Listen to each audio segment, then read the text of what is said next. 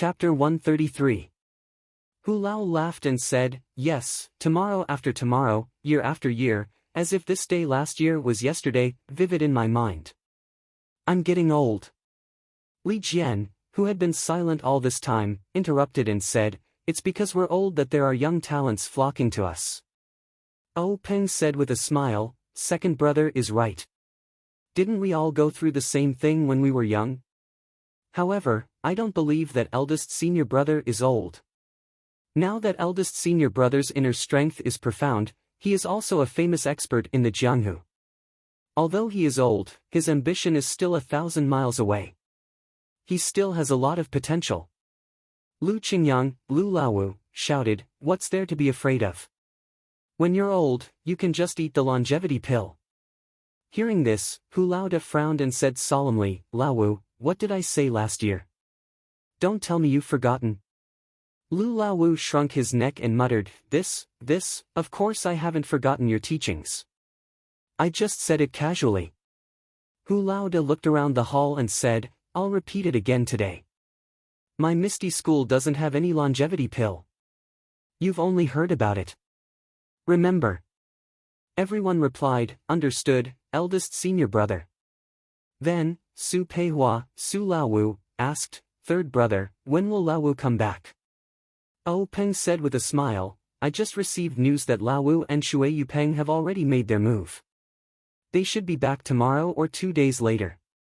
Su Laowu said, "In the past, we 6 brothers used to spend the new year together. Now that there's the Luo Shui gang, we've left Laowu outside. I miss him a little." Peng said, "The Luo Shui gang situation has just stabilized. Naturally, there needs to be someone to oversee it. Shui Yupeng's martial arts are good, but she's not good at scheming. Laowu can go over to help. Moreover, for the new year, the gang leader naturally has to be in the gang. Since I'm not going to Luo Shui, Shui Yupeng will have to be there. Anyway, they'll be back soon." Hu Lao laughed and said, "Laowu is right. If you're the gang leader, you naturally have the responsibility of the gang leader. You have less time for yourself. However, third brother, even though it's still the new year, today's new year is very different from last year's."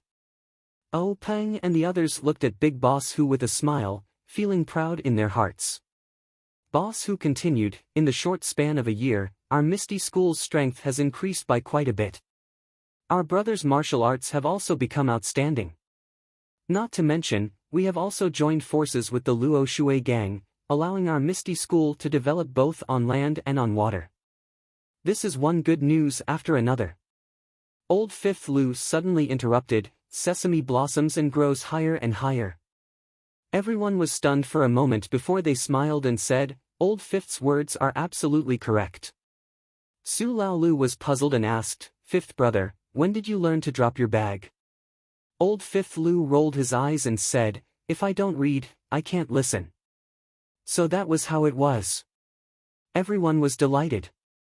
When everyone finished laughing, Peng continued Hu Laoda's words and said, "This is all thanks to the secret plane. Therefore, today, I asked you to stay behind to talk about the treasure hunt in the secret plane in a few days." Hearing this, Old Fifth Lu and Su Laolu did not speak. For this kind of discussion, they always only brought their ears and their mouths to drink. As for Li Jian, his face was still as calm as water. His eyes occasionally moved, but no one knew what he was thinking. Peng had already known about this situation. His words were directed at everyone, but his eyes were looking at Big Boss Hu. Big Boss Hu laughed and said, "Third brother, what are your thoughts? Let's listen first. Fourth brother is not here now. When he comes back, you can have a good discussion with him." Peng said, "In fact, it's very simple. Eldest senior brother, my opinion is the same as before. It's better for us to deal with the changes by sticking to the status quo. It's better for us to send an inconspicuous disciple." Big Boss Hu frowned and said, "During this period of time, the strength of our Misty School has greatly increased. The strength of our elite disciples has also greatly increased. It will definitely fall into the eyes of some discerning people. It's inevitable that they will pay more attention to some of our actions. If we only send a disciple, we have to consider the safety issue. Oh Peng said with a smile, it's precisely because people will pay attention to it that we should do this. If you and I go, won't we attract more attention? It's better to send more disciples out and set up some smoke screens so that they can't figure out what we're going to do. In fact, I think that the secret plane may be known by others sooner or later. We can only hide it for as long as we can.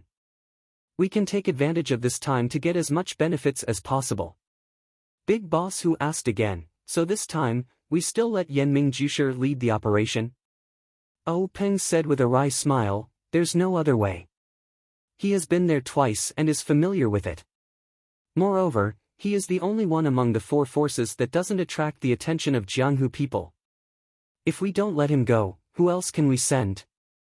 Big Boss Hu laughed and said, Yanming Jusher is an honest and wonderful person with a good reputation. However, in front of the treasure, who won't be greedy? I hope he won't do anything stupid. Oh Peng said, we choose him because he is the weakest among the four forces. Before he does anything, he will think it over. Big Boss Hu said, in that case, I have no objection. What about you? Big Boss Hu turned to look at the others. Lu Laowu and Su Laolu were sipping wine. When they heard the eldest senior brother's question, they had no time to swallow the wine and just nodded hurriedly. Li Laoer said in a low voice to show his agreement. Seeing this, Big Boss Hu said with a smile, we have no objection. You go ahead and do it first. When Laosi comes back, we can discuss the specific details. By the way, it's better not to disclose this matter to Shui Yupeng. After all, we may know a person's face but not his heart. It can make us completely relieved. Oh Peng said with a smile, don't worry, eldest senior brother. The fewer people who know a secret, the more confidential it is. Big Boss Hu said, well, this matter is settled. I'm relieved that you can do it. You can do it. The rest of the people also had the same look in their eyes and felt the same. Oh Peng was speechless. He rubbed his nose with his fingers and smiled bitterly. Let's not talk about how Oh Peng arranged the troops and arranged the disciples to release the smoke screen the next day. Let's talk about Zhang Xiaohua, who had been labeled as a glorious death.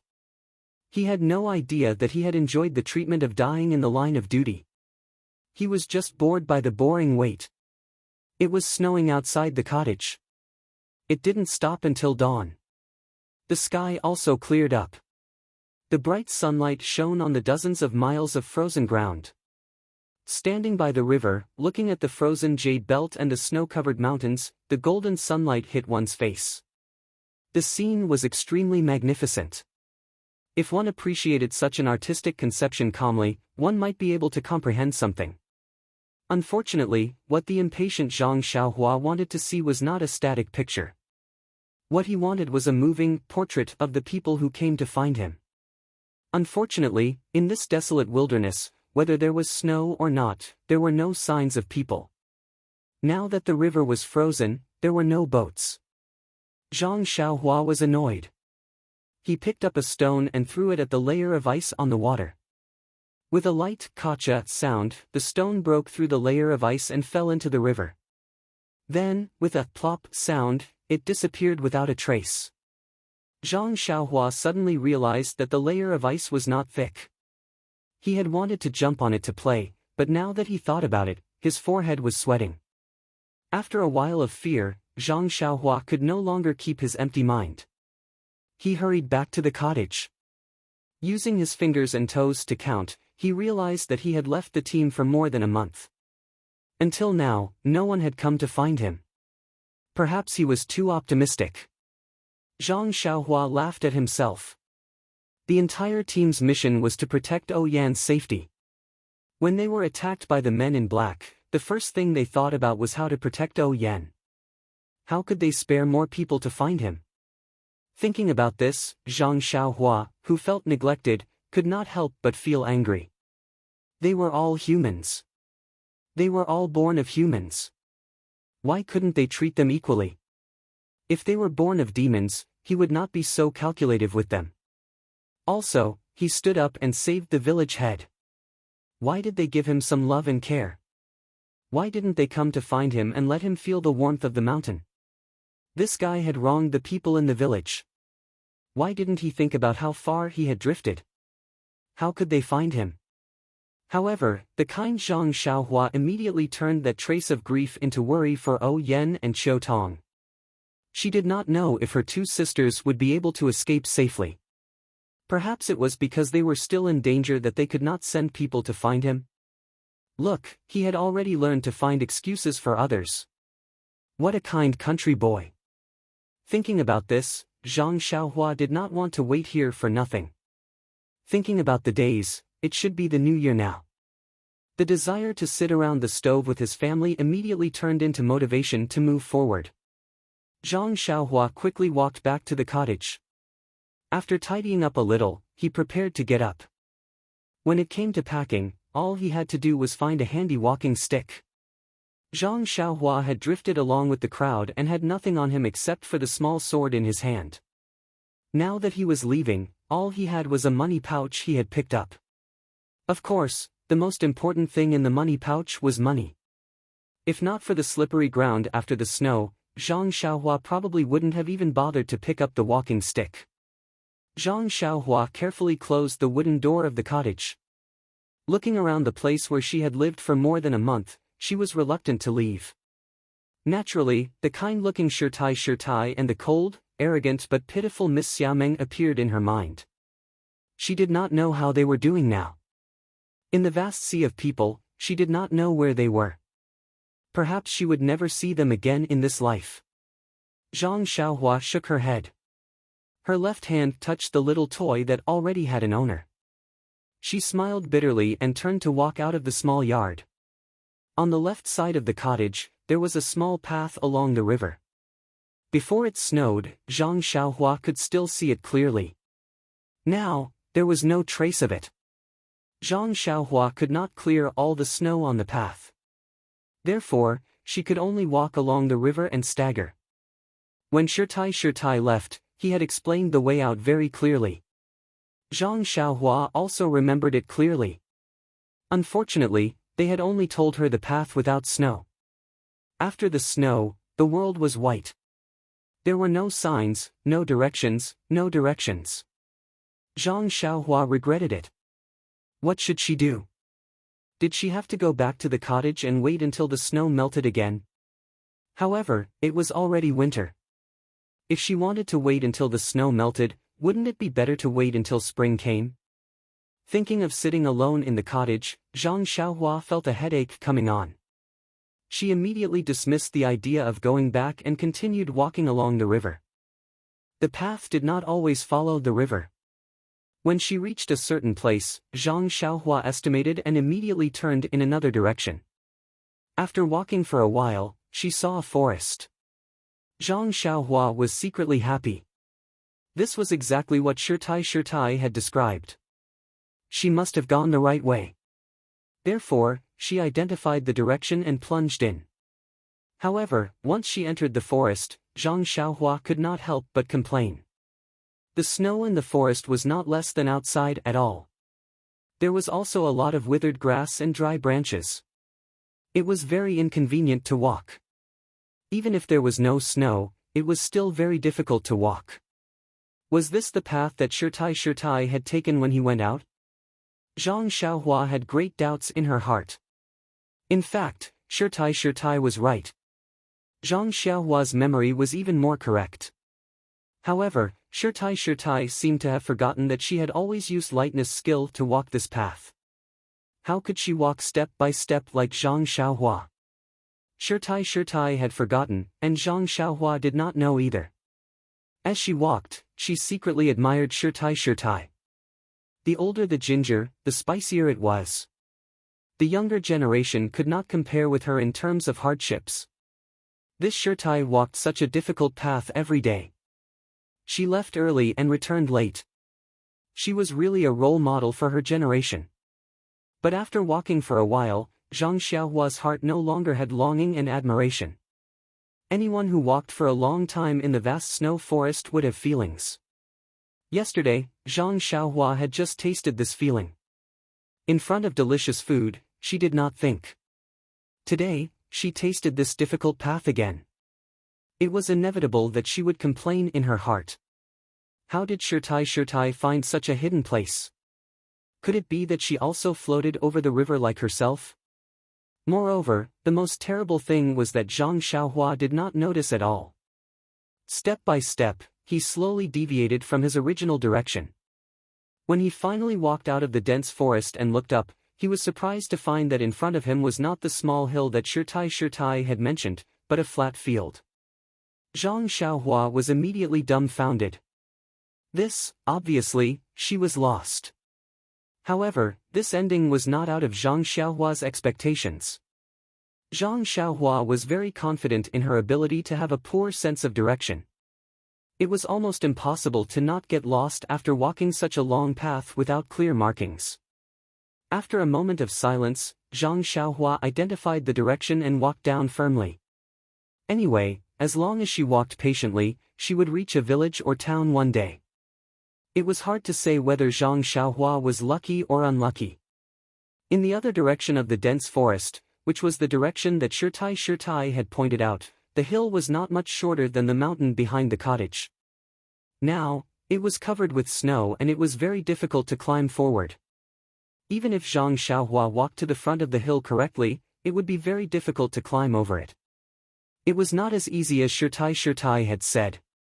After you climb over the hill, there will be a large fruit forest in front of you.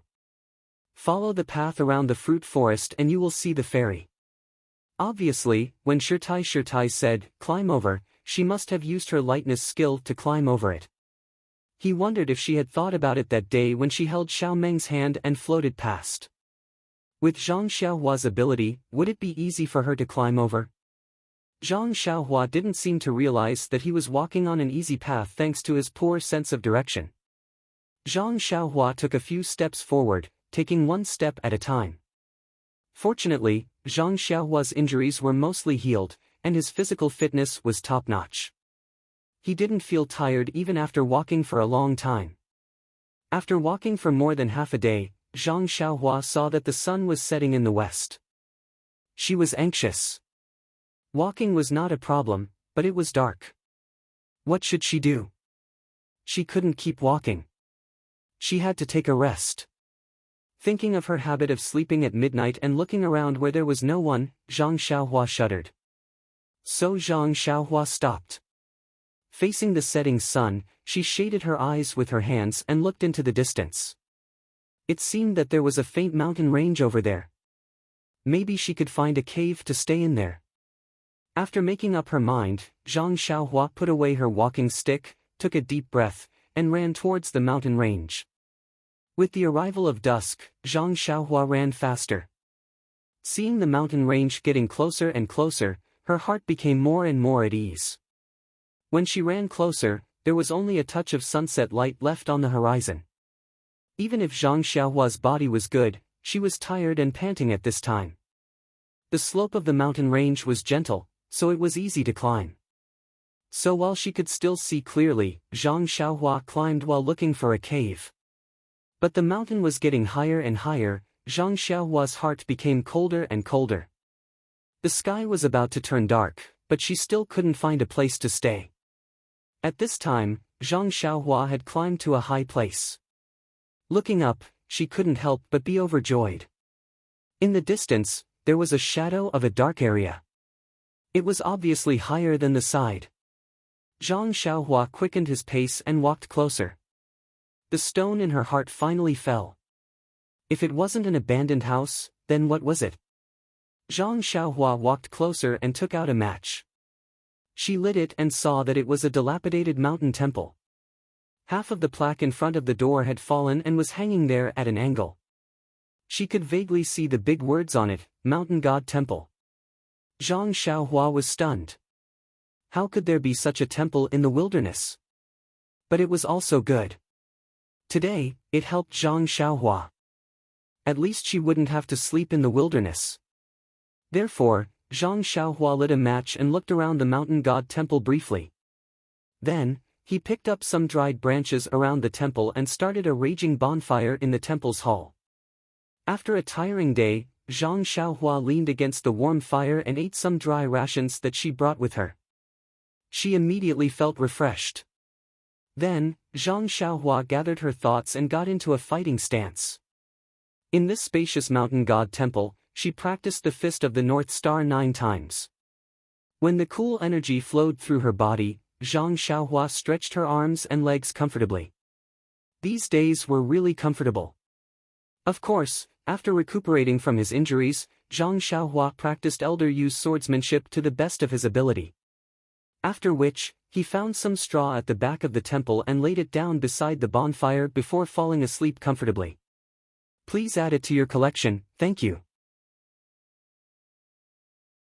Chapter 134.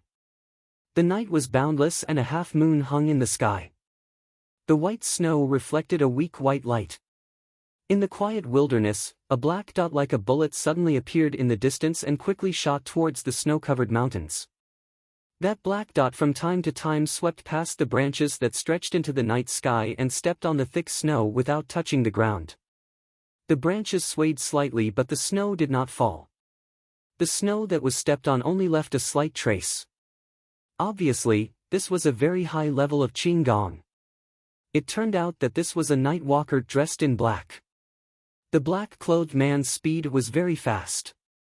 Not long after, he had reached the bottom of the mountain. The black-clothed man stopped at the bottom of the mountain and then shot up the mountain. His speed was not much slower than when he was on the plains. Not long after, he came to a flat place. He looked around and ran towards a dark place. When he got close, the dark thing showed its outline. Wasn't it the mountain temple where Zhang Xiaohua stayed at night? At this time, the black-clothed man suddenly stopped. He took out something from his arms and slowly walked to the door.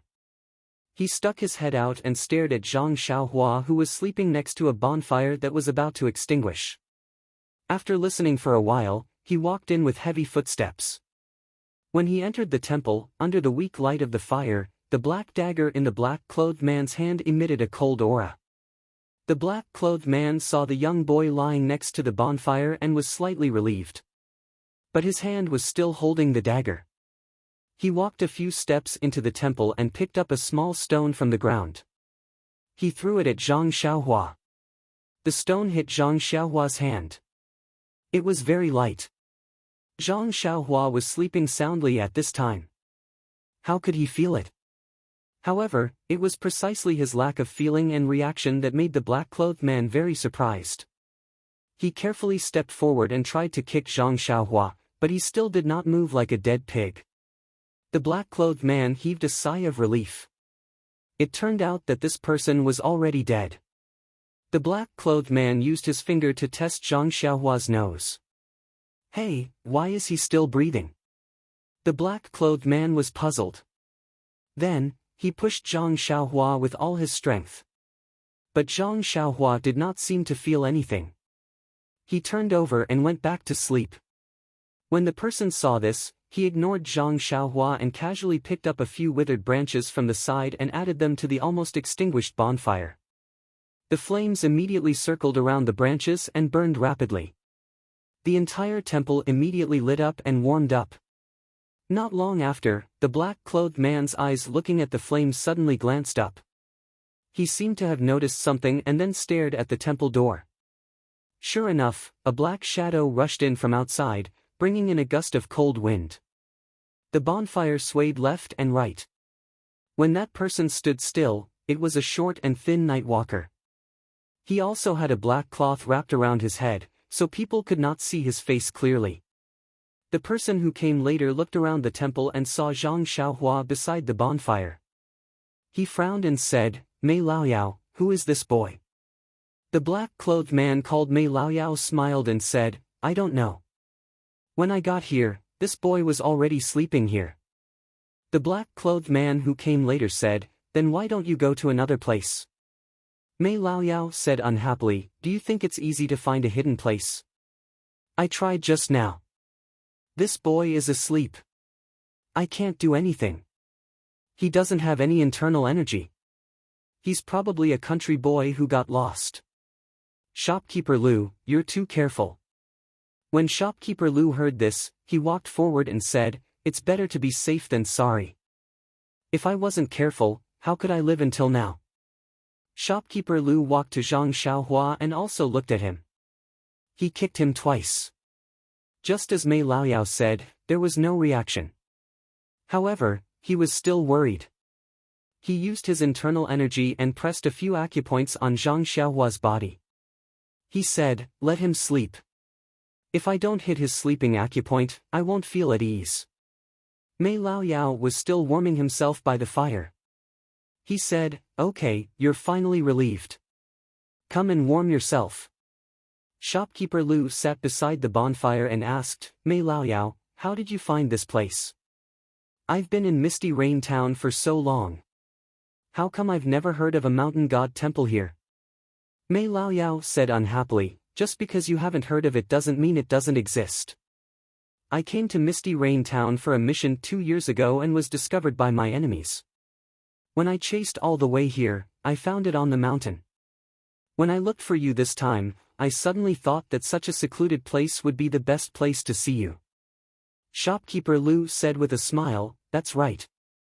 A place that even I don't know of is naturally very appropriate. However, on such a snowy night, only someone as good as you won't leave too many traces on the snow. I can't do that. It's hard to guarantee that I won't be seen." Mei Laoyao sneered and said, "So what if someone sees us tomorrow? Can he know what we talked about tonight? Can he find your shop?" Shopkeeper Lu said with a smile, "You're right, little brother. I'm being overly cautious." Mei Laoyao said, "There's no right or wrong. Once you enter the Jianghu, you can't help yourself. There's a bloody disaster at any time. It's normal to be careful." "Oh, okay, let's cut the small talk. What's wrong with the Tan family?" Shopkeeper Lu immediately stopped smiling and said, "The Tan family is managed like a family. I've sent spies to infiltrate them several times, but they all failed. In order not to alert the enemy, I didn't dare to try again. Now, as a jade shopkeeper, I have some connections with their third young master." Mei Laoyao didn't say anything. Seeing this, shopkeeper Lu didn't know whether the other was happy or sad. He said with a smile, "I know this is far from the requirements of the organization, but I do have some difficulties. You see, I've made friends with some low-level disciples. They can't get close to the core of the Tan family, and they can't find out anything useful. As for the core disciples, not to mention their eldest young master and second young master, who are all outstanding talents and extremely shrewd, even disciples like Tan Wen and Tan Wu, who are slightly from the side branches, have received strict training since they were young. They are strict with themselves in all aspects. It's very difficult to cater to their preferences." Mei Laoyao frowned and said, "This is the truth. The organization also knows this. Didn't they let you come here because they liked your specialty? That's why they gave you this tough nut to crack. You have to display the spirit of not being afraid of hardship and not being tired. Bring out the spirit you used to be good at fighting battles. Strive to put a Kongming lantern in this difficult place." Shopkeeper Lu was stunned and said, "This. Brother Mei, what is a Kongming lantern?" Mei Laoyao smiled and said, "Brother Lu, you're just a country bumpkin. A Kongming lantern is a lantern that can be placed in the sky. It's like you've made achievements that people look up to." Shopkeeper Lu cupped his hands and said, I'm impressed. Brother Mei, a scholar who has been away for 3 days must be looked at with new eyes. After your training at the headquarters, your level has improved greatly." Mei Laoyao was also happy. He cupped his hands in a certain direction and said, "This is all a gift from the master. You and I must be grateful. If you do well this time, you might be able to receive the master's appreciation." When shopkeeper Lu heard this, he hurried forward and took out an item from his bosom. He carefully placed it in front of Mei Laoyao and said with a smile, "Brother Mei, this is an ancient jade that I received when I was in the countryside last time. It's warm in the winter and cool in the summer. It's very unique. Please accept it and admire it when you're free."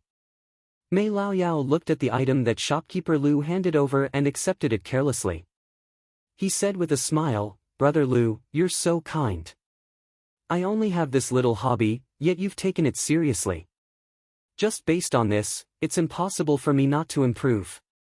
Shopkeeper Lu said modestly, my insignificant skills are nothing. Compared to Brother Mei, it's like a firefly compared to the bright moon. I hope you'll put in more good words for me in the future. Mei Laoyao rubbed the item in his hand and said with a smile, the master is a master who can't tolerate sand in his eyes. Naturally, he will reward those who make a contribution and punish those who make a mistake.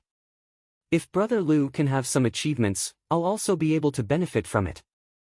Shopkeeper Lu said, isn't that still dependent on the master's guidance and brother's support? Mei Laoyao smiled and didn't say anything else. He just played with the ancient jade in his hand. Shopkeeper Lu saw that his goal had been achieved and said, however, I heard third young Master Tan talk about some things in the past few days. There are actually some clues. Mei Laoyao made a sound of surprise and said, tell me about it. Perhaps you've made some new discoveries. Shopkeeper Lu said, according to third young Master Tan, the Tan family sent out many disciples before and after the new year. It seemed like there were many missions.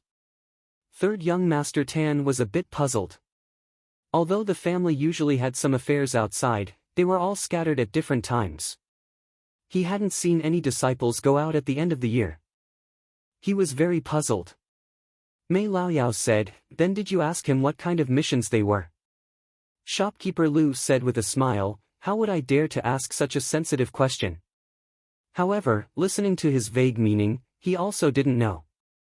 Moreover, when he asked the family head, he was reprimanded. If he hadn't been reprimanded, he wouldn't necessarily have told me. Mei Laoyao asked again, if third young Master Tan didn't know, then what about eldest young Master Tan and second young Master Tan? Did they make any movements? Did they also go out on missions? Shopkeeper Lu shook his head and said, no, they're all staying at the Tan family's old residence. Mei Laoyao frowned and said, that's a bit strange. If something really happened, the eldest and second in the family would definitely go out to take care of the overall situation. They're all staying at home. Presumably, the Tan family suddenly encountered some trivial matters. You should carefully investigate and see if you can find anything. Shopkeeper Lu said with a smile, Brother Mei is wise. Mei Laoyao smiled and said, Brother Lu, there's no need to be like this. Back then, we were all brothers who slept on the same kong. Although our positions are different now and we each have our own division of labor, this is still the need of work. You and I are both stones in the organization. We move wherever we need to. There's no need to be so polite in private. Shopkeeper Lu said with a smile, I wouldn't dare. I can't even run faster than you can walk. I'd better listen to you honestly. Mei Laoyao smiled and didn't insist. After a while, Shopkeeper Lu seemed to have thought of something and said, that's right, Brother Mei, there seems to be one more thing. I don't know if it's useful. Mei Laoyao smiled and said, there's no harm in saying it. I'll also give you a reference. Shopkeeper Lu said, some time ago, third young Master Tan vaguely said that his two older brothers used to often practice martial arts with him. In the past year, they didn't practice martial arts together with third young Master Tan. Moreover, they never sparred with third young Master Tan. Sometimes, when he was itching to spar with his two older brothers, they would use all kinds of excuses to refuse. He was very puzzled. Later, he seemed to eavesdrop on a disciple of an unorthodox school saying that his two older brothers' martial arts had improved greatly and were already among the best of the Tan family's younger generation. Speaking up to this point, Shopkeeper Lu stole a glance at Mei Laoyao and said, however, third young Master Tan scoffed at this saying. The three of them are the direct descendants of the Tan family. Their martial arts have been passed down in the family since they were young. It's normal for them to be among the best. Brother Mei, do you think this information is useful? Mei Laoyao said, Brother Lu, this information is very important. I'll definitely tell this information to His Majesty personally. You should properly record this merit. Shopkeeper Lu said happily, then, many thanks, Brother Mei. However, he immediately felt somewhat puzzled and asked, "Brother May, please understand the maze. This humble one doesn't feel anything unusual about this information." Mei Laoyao said with a smile, "Hee, Brother Lu, this is the difference between the central and local governments.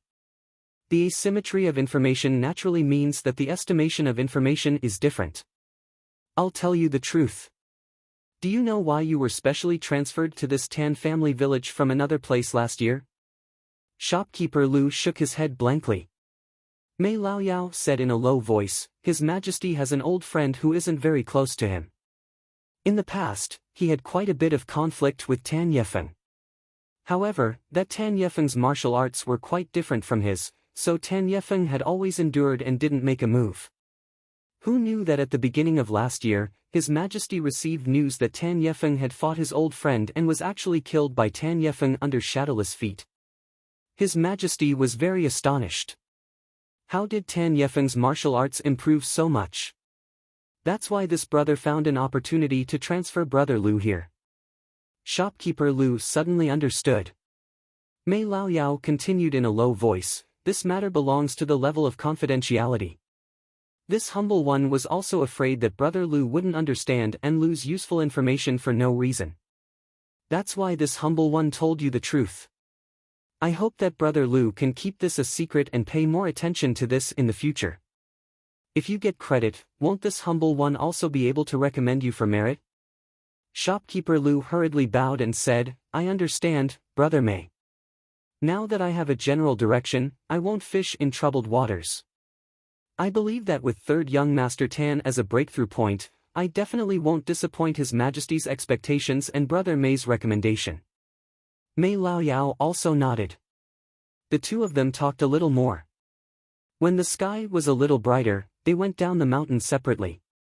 The two of them were discussing such confidential matters in a temple in the wilderness, but they only hit Zhang Xiaohua's sleeping acupoint and treated him as a dead object. They didn't avoid him at all. Moreover, when they left, they didn't do the shady business of cutting the weeds and eliminating the roots. They just patted their butts and left. In fact, that wasn't the case. The man in black who came first, Mei Laoyao, didn't intend to let Zhang Xiaohua live until the morning. Therefore, he didn't look at Zhang Xiaohua's face at all.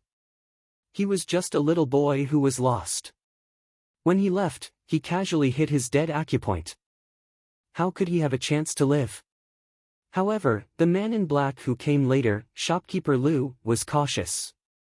He hit Zhang Xiaohua's sleeping acupoint first. He knew Shopkeeper Lu's strength. It wouldn't dissolve by itself without 24 hours. The bonfire in the temple had been extinguished when the two of them were talking. They didn't add any dead branches. Who could survive a day in this winter when a drop of water would turn into ice? In the minds of Mei Laoyao and Shopkeeper Lu, no matter why this child came to this mountain temple, it was his bad luck. They were virtuous not to hit his dead acupoint. There was no reason for him to go out alive. He would definitely be frozen to death. Before Mei Laoyao left, he also wanted to give him a kick. Unfortunately, Shopkeeper Lu let him go first. How could he have the nerve to doubt Shopkeeper Lu's way of handling things in front of him? He could only go out first and act like a leader who trusted Shopkeeper Lu. In their eyes, killing people to silence them was as easy as slapping their hands to kill a fly. They didn't take it to heart. However, they didn't think about it. A young man was lost in a barren mountain. It wasn't easy for him to find a place to sleep. He was sleeping soundly. What did that have to do with them? How could they just hit his sleeping acupoint and freeze him to death? If that was the case, it would be better for him to die at that time. He would have to suffer such torture before his death. Unfortunately, heaven helps the worthy. After the two people left for a long time, the sky gradually brightened. A ray of sunlight flashed across the mountain temple. Zhang Xiaohua, whose sleeping acupoint had been hit, suddenly opened her eyes. As usual, a ball of light flashed in her eyes. She stretched her body and sat up. She looked around and saw the ashes of the bonfire that had lost its heat. Only then did she remember what happened last night. She stretched herself and secretly rejoiced. If she didn't have this temple, she didn't know how to get through the long night. After wiping her face with the snow outside, Zhang Xiaohua pulled herself together and started practicing her fist and sword techniques.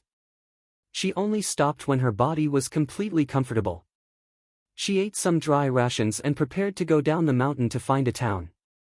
But when she left the mountain temple and looked at the snowy mountains, Zhang Xiaohua frowned.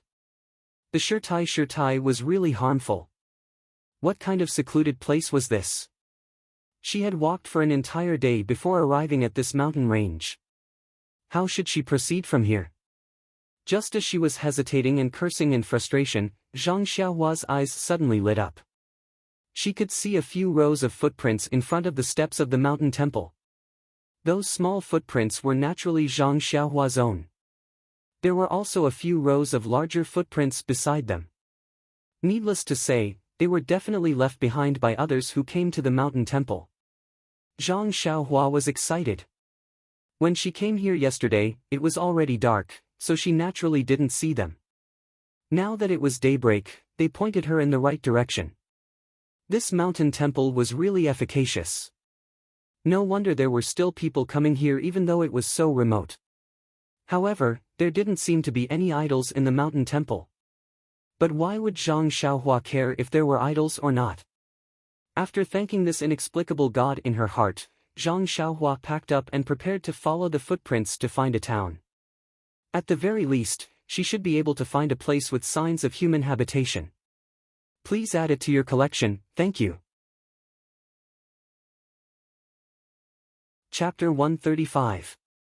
Zhang Xiaohua followed the footprints in front of the mountain god temple and went down the mountain. However, he soon found that the footprints were strange. The footprints seemed to belong to two people. One of them stepped deeper, and the other stepped shallower. However, they had one thing in common, which was that the footprints were very big. One step was enough for Zhang Xiaohua to walk several steps. Zhang Xiaohua was a little surprised. How long were these people's legs? Moreover, when going down the mountain, people walked on steep roads, but Zhang Xiaohua couldn't. He had to find a gentle slope and look for the footprints at the bottom of the mountain. After walking for a while, Zhang Xiaohua understood everything. There was a small forest in front of him. When he walked to the forest, the footprints disappeared and reappeared on the other side of the forest. At this time, Zhang Xiaohua, who was half a step into Jianghu, seemed to know that the footprints he followed were left by a martial arts master. But why did these masters go to the mountain god temple?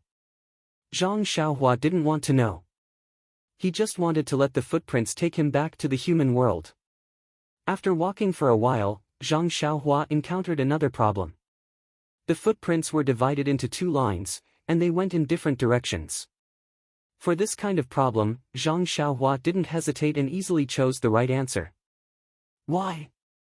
Thinking with Zhang Xiaohua's heel, he knew that if he followed the footprints that were deeper, then the footprints that were shallower must be good at lightness skill. The snow was vast. If the master was excited and stepped on the snow without leaving any trace, wouldn't Zhang Xiaohua follow him in vain? Since he chose the direction, Zhang Xiaohua followed the footprints of the martial arts master he had never met. He faced the rising sun and walked forward proudly. These footprints were worthy of Zhang Xiaohua. Although the depth of the footprints differed from time to time, Zhang Xiaohua could still distinguish them. Along the way, the footprints didn't seem to be any different, which made Zhang Xiaohua feel very grateful. Zhang Xiaohua couldn't stop praising this God-given good man. Now, shopkeeper Lu, who had already returned to the shop and wanted to freeze Zhang Xiaohua to death, kept sneezing. He couldn't stop cursing Zhang Xiaohua in his heart. What a lucky bastard! He actually found such a remote place to meet. Now he had caught a cold and had to spend money to see a doctor.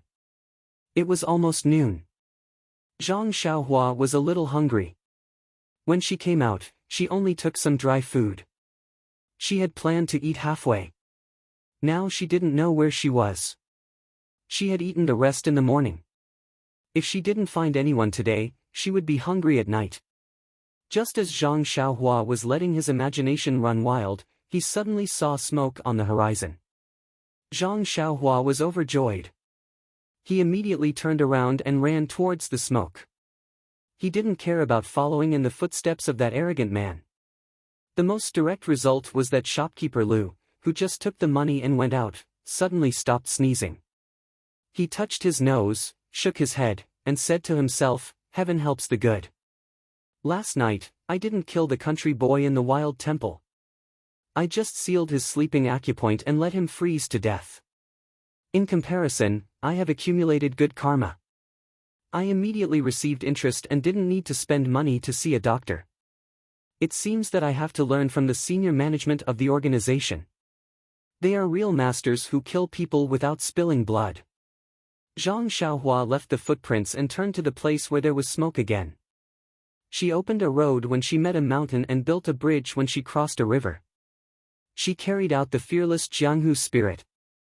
Finally, in the afternoon, she came to a small town in the countryside. Looking at the small town in the distance, the houses around the town, and the poultry around the houses, Zhang Xiaohua sighed with emotion. She finally found human habitation.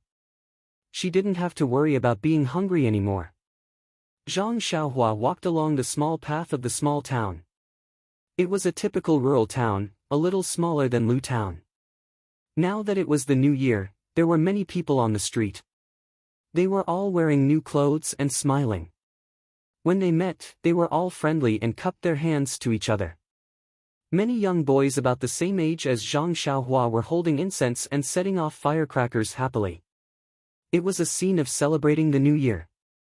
Zhang Xiaohua's dress was not shabby, but it was not neat either. It didn't look like she was celebrating the new year. The people in the town saw it and felt a little strange. After all, ordinary people, no matter how poor they were, had to change their children's clothes for the new year. People like Zhang Xiaohua who didn't have new clothes to wear were very rare. Moreover, they looked unfamiliar, so they must be an orphan in the countryside. How could Zhang Xiaohua care about other people's faces? He looked for a place where he could buy food. However, after searching for a while, he suddenly realized that it was the new year. Ordinary small shops were closed and not open for business. Where could he buy food? Zhang Xiaohua secretly touched the money bag in his arms. He couldn't help but smile bitterly. Since he was born, he had never taken so much money. He even had to starve. It was really unfair. Looking at the shops in the small town that were basically closed, Zhang Xiaohua couldn't help but smile bitterly. Did he have to wait until the 6th day of the new year to buy food? He doubted whether he could survive until then. Zhang Xiaohua sighed. It was impossible. He could only find someone and knock on the door to buy food. At this time, a young man in his 20s walked in front of him. He was dressed very brightly, had greasy hair and a powdered face. He seemed to be humming a little song. Zhang Xiaohua hurriedly went forward and cupped his hands in greeting. "Excuse me, big brother." That person was squinting his eyes and reminiscing about something. He was very impatient when he was interrupted. Seeing the poor country child in front of him, he frowned and secretly cursed his bad luck. Was this person asking for money on the street? It was the new year. If he gave it, he would be distressed. If he didn't give it, he wouldn't get any good luck. He was in a dilemma. Thus, he asked, "What's the matter?" As he spoke, his hand reached into his bosom and secretly took out a copper coin. If it was money, he would use it to send the matter away. Zhang Xiaohua smiled and said, "Excuse me, big brother, what time is it now?" That person was stunned. So it wasn't money. His heart relaxed and he said with a smile, "It's 3:00 in the afternoon." After he finished speaking, he was about to walk away. Zhang Xiaohua said again, "Sorry, big brother, you misunderstood. I asked what day is it today." That person was even more stunned. He looked up and down at Zhang Xiaohua and asked, "Little brother, do you have a fever? You don't know what day it is?" Zhang Xiaohua smiled and said, "I mistakenly entered the deep mountains. When I came out, it was already late. What year is it now?" That person saw that Zhang Xiaohua's words were extraordinary and immediately showed respect. He said solemnly, "Today is the 6th day of the 1st month in the 23rd year of Jin Feng. I wonder when little brother entered the mountains?" Zhang Xiaohua cupped her hands and said seriously, "It's about the beginning of the 12th month in the 22nd year of Jin Feng." That person smiled and said, "Admirable, admirable. What a great immortal fate." Immediately, the smile on his face froze. Where did this come from? It's only 1 month. Are you kidding me? Zhang Xiaohua laughed in her heart and asked again, "Big brother, may I ask where I can buy food in this town? Anything is fine as long as it can fill my stomach." That person was just about to speak when he suddenly rolled his eyes and said with a smile, "Which shop is open during the new year? However, little brother's request is not high. As long as you can fill your stomach, there is a place you can go." Zhang Xiaohua said happily, "Please enlighten me, big brother." That person pointed to the distance and said, "Go forward from here until you reach the end of the road. Turn left and walk straight until you reach a sundry goods store. Turn right and walk straight. At the end of the road is a Food as Heaven restaurant. It might be open at this time. If it's not open, I'm afraid little brother will have to go hungry." After saying that, Zhang Xiaohua thanked him again and again. Only then did she follow the path that the person pointed out and quickly ran. The young man behind her curled his lips and laughed sinisterly. He walked away by himself. When Zhang Xiaohua arrived at the Food as Heaven along the designated path, she could not help but be stunned. It was not that the Food as Heaven restaurant was not open. It was just that the entrance of the Food as Heaven restaurant was filled with people and it was extremely noisy. It turned out that this Food as Heaven was the most prosperous restaurant in the small town. The new year was the best time for restaurants. How could they not open their doors to welcome customers? However, Zhang Xiaohua was in a dilemma. Not to mention that Zhang Xiaohua had never had the experience of going to a restaurant since she was young. On the way to Pingyang City, she had eaten at the Galloping Horse Inn. That was even when she followed Zhang Xiaohu there. Moreover, the customers of this restaurant either came in carriages or were dressed in silk and satin. All of them were fat and big. It seemed that this restaurant was not of a low class. Now, could she even enter?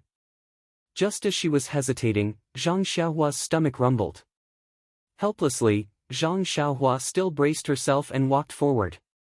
The waiter in front of the Food as Heaven restaurant was sweating profusely at the entrance to welcome customers.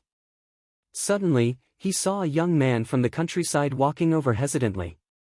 He could not help but frown secretly and thought to himself, "Country bumpkin, don't you know where you are before coming here without permission?" Just as he was about to wait for Zhang Xiaohua to go forward and scold him, the waiter realized that although Zhang Xiaohua's clothes were old, they were not made of the commonly seen cloth in the countryside. The waiter's eyes were very sharp. He took a closer look and saw that the clothes were tailored to fit. They were probably not picked up or stolen. Although they were not new clothes, he could not figure out her identity. Therefore, he quickly changed his attitude and smiled. "Young man, why are you here at Food as Heaven?"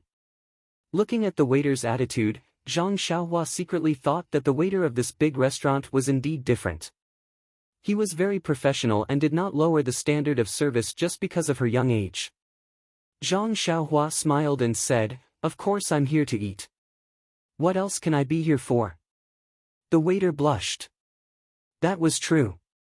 He thought that the restaurant was high-end and this young man did not have money to eat here. Perhaps he was here to look for someone or ask about something. He did not expect that the young man was here to eat. One could not judge a book by its cover. The sea could not be measured with a pint pot. This ordinary-looking young man was actually a rich person. Therefore, the waiter quickly bowed, waved his hand, and gestured for Zhang Xiaohua to come in. When Zhang Xiaohua entered the restaurant, it was an eye-opener.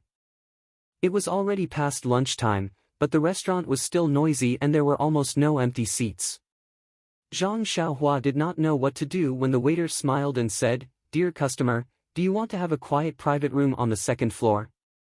When Zhang Xiaohua heard this, she thought to herself, "Forget it. Who knows if there is a private room fee or a minimum price here? Although I have never eaten in a restaurant, the ancients said that even if I have not eaten pork, I have seen pigs run. There are many books about sharpening one's knife. I will not be taken advantage of for no reason. Therefore, Zhang Xiaohua quickly waved her hand and said, "This place is good. It's so lively." The waiter did not force her. He found a small table on the first floor and let Zhang Xiaohua sit. Then, he poured tea for Zhang Xiaohua and brought the menu for Zhang Xiaohua to order. The menu was filled with the names of the dishes. Zhang Xiaohua did not understand them, but he could understand the prices. He flipped through them one by one. In the end, he secretly curled his lips. Why are they so expensive? He did not know what they were, but he could not bear to part with the money. When the waiter saw that he did not order after flipping through the menu, he thought that there was nothing he liked. So, he smiled and said, "If dear customer is not satisfied, this small restaurant has a secret recipe. I will give you a few dishes to see if you are satisfied." The waiter swallowed his saliva and recited the names of several dishes in one breath. His voice was high and low, and it was very pleasant to hear. Zhang Xiaohua was very surprised when he heard it. This restaurant was different from others. Just reciting the names of the dishes was like singing. However, when he casually asked about the price of a dish, he immediately withered. It was actually much more expensive than the menu. Zhang Xiaohua rolled her eyes and asked, "Waiter, how much is the white rice in your restaurant?" The waiter was stunned and said casually, "White rice is free." Hearing this, Zhang Xiaohua was very happy. She clapped her hands and said, "Good, that's it. Give me 5 big bowls of white rice." The waiter trembled and almost dropped the menu in his hand. He glared fiercely at Zhang Xiaohua. If it wasn't for the fact that they were in public and he was afraid that it would affect the restaurant's business, the waiter only wanted to step over and grab Zhang Xiaohua's neck and throw him out. Wasn't this just making fun of him? Looking at the waiter's angry eyes, Zhang Xiaohua was stunned. She smiled innocently and asked, "Waiter, what are you doing here? Hurry up and get to work. Give me the white rice." The waiter gritted his teeth and said with a smile, "Dear customer, this white rice is free, but you should at least order a dish." Zhang Xiaohua was stunned and said, "You didn't say that just now." The waiter lowered his head and said, "That was this little one's negligence. Please forgive me." Zhang Xiaohua asked, "Must I order a dish?" The waiter said, "Yes." Zhang Xiaohua asked again, "Are you sure? Must I order a dish?" The waiter said with certainty, "Yes, I'm sure, definitely and definitely." Zhang Xiaohua laughed and said, "Hee hee, I only knew that I had to order a dish after you said it. If you didn't say it, how would I know that I had to order a dish? Since you said it, then I can only order a dish. Alright, I'll order this." Zhang Xiaohua pointed at the cheapest dish on the menu, mala chicken offal. The waiter looked and asked, "Dear customer, are you sure?" Zhang Xiaohua nodded and said, "I'm sure, definitely and definitely." The waiter said, "Then dear customer, you won't go back on your word?" Zhang Xiaohua laughed and said, "I won't. This one has always been a man of his word. As the saying goes, a gentleman's word is as fast as a horse's whip. If I say this, then I will." The waiter nodded and said, "Then dear customer, you won't add any other dishes?" Zhang Xiaohua shook her head and said, "There's no need. However, I still want those 5 big bowls of white rice." Thus, the waiter put away the menu and said, "Please wait a moment." Only then did he stagger away with a heart full of resentment. After the waiter left, Zhang Xiaohua poured a cup of water and gulped it down in one gulp. However, she still wasn't satisfied and drank 3 cups in a row. Only then did she slow down a little and thought, the tea in this restaurant is also ordinary. It's a far cry from the mountain spring water at home. However, this tea doesn't seem to cost money. I can drink more. After thinking, she was about to pour a 4th cup, but the teapot was empty. Zhang Xiaohua called out, "Waiter, can you add some more tea?" The waiter had just walked back and handed the menu to the chef when he was called over. He was still puzzled. He remembered that he had just poured a pot of tea for this youth. Could it be that he remembered wrongly? After waiting for the waiter to pour more tea, Zhang Xiaohua poured a full cup and drank it. She raised her head and looked around, sizing up the restaurant. At this time, it was already past meal time. Most of the customers in the restaurant were drinking and chatting. On the left side of Zhang Xiaohua was a table of 5 burly men. They were dressed in martial arts attire and were drinking and chatting. Perhaps because they were sitting close to each other, those men's voices were also loud. Zhang Xiaohua didn't intend to listen to their conversation. However, those words still didn't reach her ears. She only heard one person say, "His granny, it's the new year. How can we be sent to such a poor place? It's really not a day for humans." Another person said, "That's right. In the past, we used to spend the new year with our wives and children. How can we have such a long escort this year?" One person said, "There's no other way. The customers are in a hurry. Time is tight, so we can only run during the new year." Another person said, "However, the remuneration this time is quite good. It's double the usual." One person said, "Then you're an old hat. The government has a rule that the remuneration for work during the holidays is 3 times the usual. What's with this?" Another person said, "Really? How come I didn't know about this? This won't do. I have to go back and talk to Chief Zhang. No matter what, we can't lose out." One person said, "Forget it. Chief Zhang is also a newcomer. Although he has gained some prestige recently, he's still not a proper escort. It's better to ask around in private first." Another person said, "Then we have to tell him so that he can be prepared. Maybe he doesn't even know about it." One person said, "That's fine too. Chief Zhang is usually very straightforward and enthusiastic. Maybe we can talk to the higher-ups and get some compensation." Another voice said, "Let's talk about these things when we get back. Aren't we just here to drink? We should just wait for the job to be done quickly so that we can go home. In this town, only this restaurant is worthy of our attention. Even if we want to find a place to drink and drink, there's no such place." One person said, "There is, but it's a pity that we're not worthy of our attention. Besides, it's the new year and people have to go home too. How many of them are still waiting for you to take care of them in the courtyard?" Following that, the few of them talked about some men's topics in a vulgar manner. Zhang Xiaohua was already at the age where she didn't really understand. Her face and ears turned red as she listened, but she couldn't cover her ears. She could only keep drinking water to distract herself. Accidentally, the teapot was empty again. Zhang Xiaohua could only call out again, "Waiter, add more water. Please add it to your collection, thank you." Chapter 136.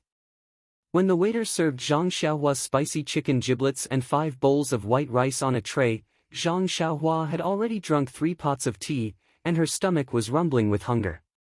But when Zhang Xiaohua saw the plate full of chili and red chicken giblets, she couldn't help but be dumbfounded. She asked blankly, "Waiter, is this the dish I ordered?" The waiter smiled and said, "Sir, that's right. This is our restaurant's famous special dish, spicy chicken offal. It's spicy and spicy. It tastes very delicious.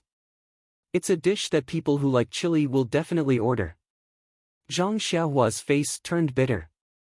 That's right. The menu clearly said spicy and spicy. Why didn't she ask more? The waiter asked her several times. Why didn't she pay attention? Alas, she was blindly greedy. Perhaps this dish was indeed delicious, but she never ate spicy food. There was no other way. She couldn't ask the waiter to change it to other dishes. Wouldn't that cost more money? Zhang Xiaohua had to bite the bullet. She picked up the bowl and chopsticks and carefully put a piece of chicken giblets into her mouth. Immediately, a spicy taste spread from her mouth to her head and then to her eyes. It was so spicy that she almost cried. Zhang Xiaohua quickly ate a few mouthfuls of white rice to calm down a little. Then, Zhang Xiaohua drank a lot of tea. Only then did she have the courage to eat a mouthful. Although this spicy chicken giblets was extremely spicy, it was also a good dish to eat. Zhang Xiaohua wanted to stop but was afraid of wasting, and wanted to eat but was afraid of spicy food.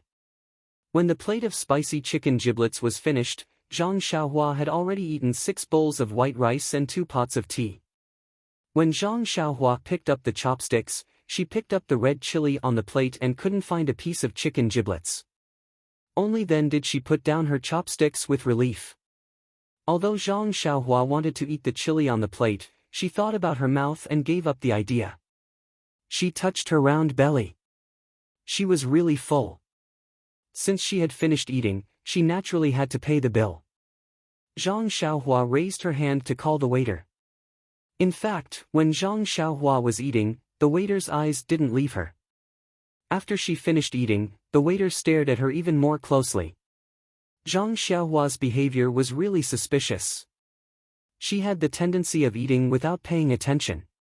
If she slipped away, the waiter would have to pay for the meal. How could he not pay attention? At this time, when he saw that Zhang Xiaohua didn't have any other strange behavior and called him over to pay the bill, he was more careful. He was afraid that Zhang Xiaohua would find a cockroach in the spicy chicken giblets and make it difficult for him. When Zhang Xiaohua asked him how much money to pay, the waiter was slightly relieved. He smiled and said, "Dear customer, are you done eating? It's 50 copper coins." 50 copper coins? Zhang Xiaohua said strangely, "Why is it so much? I remember the price on the menu is 45 copper coins." The waiter smiled and said, "Dear customer, you didn't see wrong. That chicken giblets is indeed 45 copper coins. Then why are you asking for 50 copper coins?" Zhang Xiaohua asked again, "Isn't plain rice free?" The waiter said, "But, dear customer, that pot of tea is 5 copper coins." "What?" Zhang Xiaohua almost jumped up and said, "This water is expensive? Why didn't you tell me?" The waiter had a face of grievance and said, "You didn't ask me. Dear customer, this drink has to be charged. This is tacitly agreed by the government. Didn't you know? If you didn't ask me, how would I know that you didn't know?" Zhang Xiaohua was speechless. She had been extremely careful, but she had still been tricked by the restaurant. Fortunately, this tea was charged by the person and not the pot.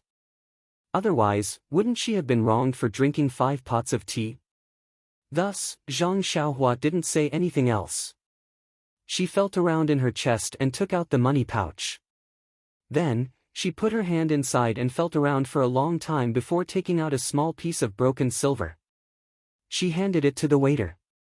The waiter felt a wave of dizziness. He originally thought that this Zhang Xiaohua was someone who was prepared to eat for free. He had already made some preparations, but he didn't expect that the other party would actually pay the bill. "If you want to pay the bill, then pay the bill. It's only 50 copper coins.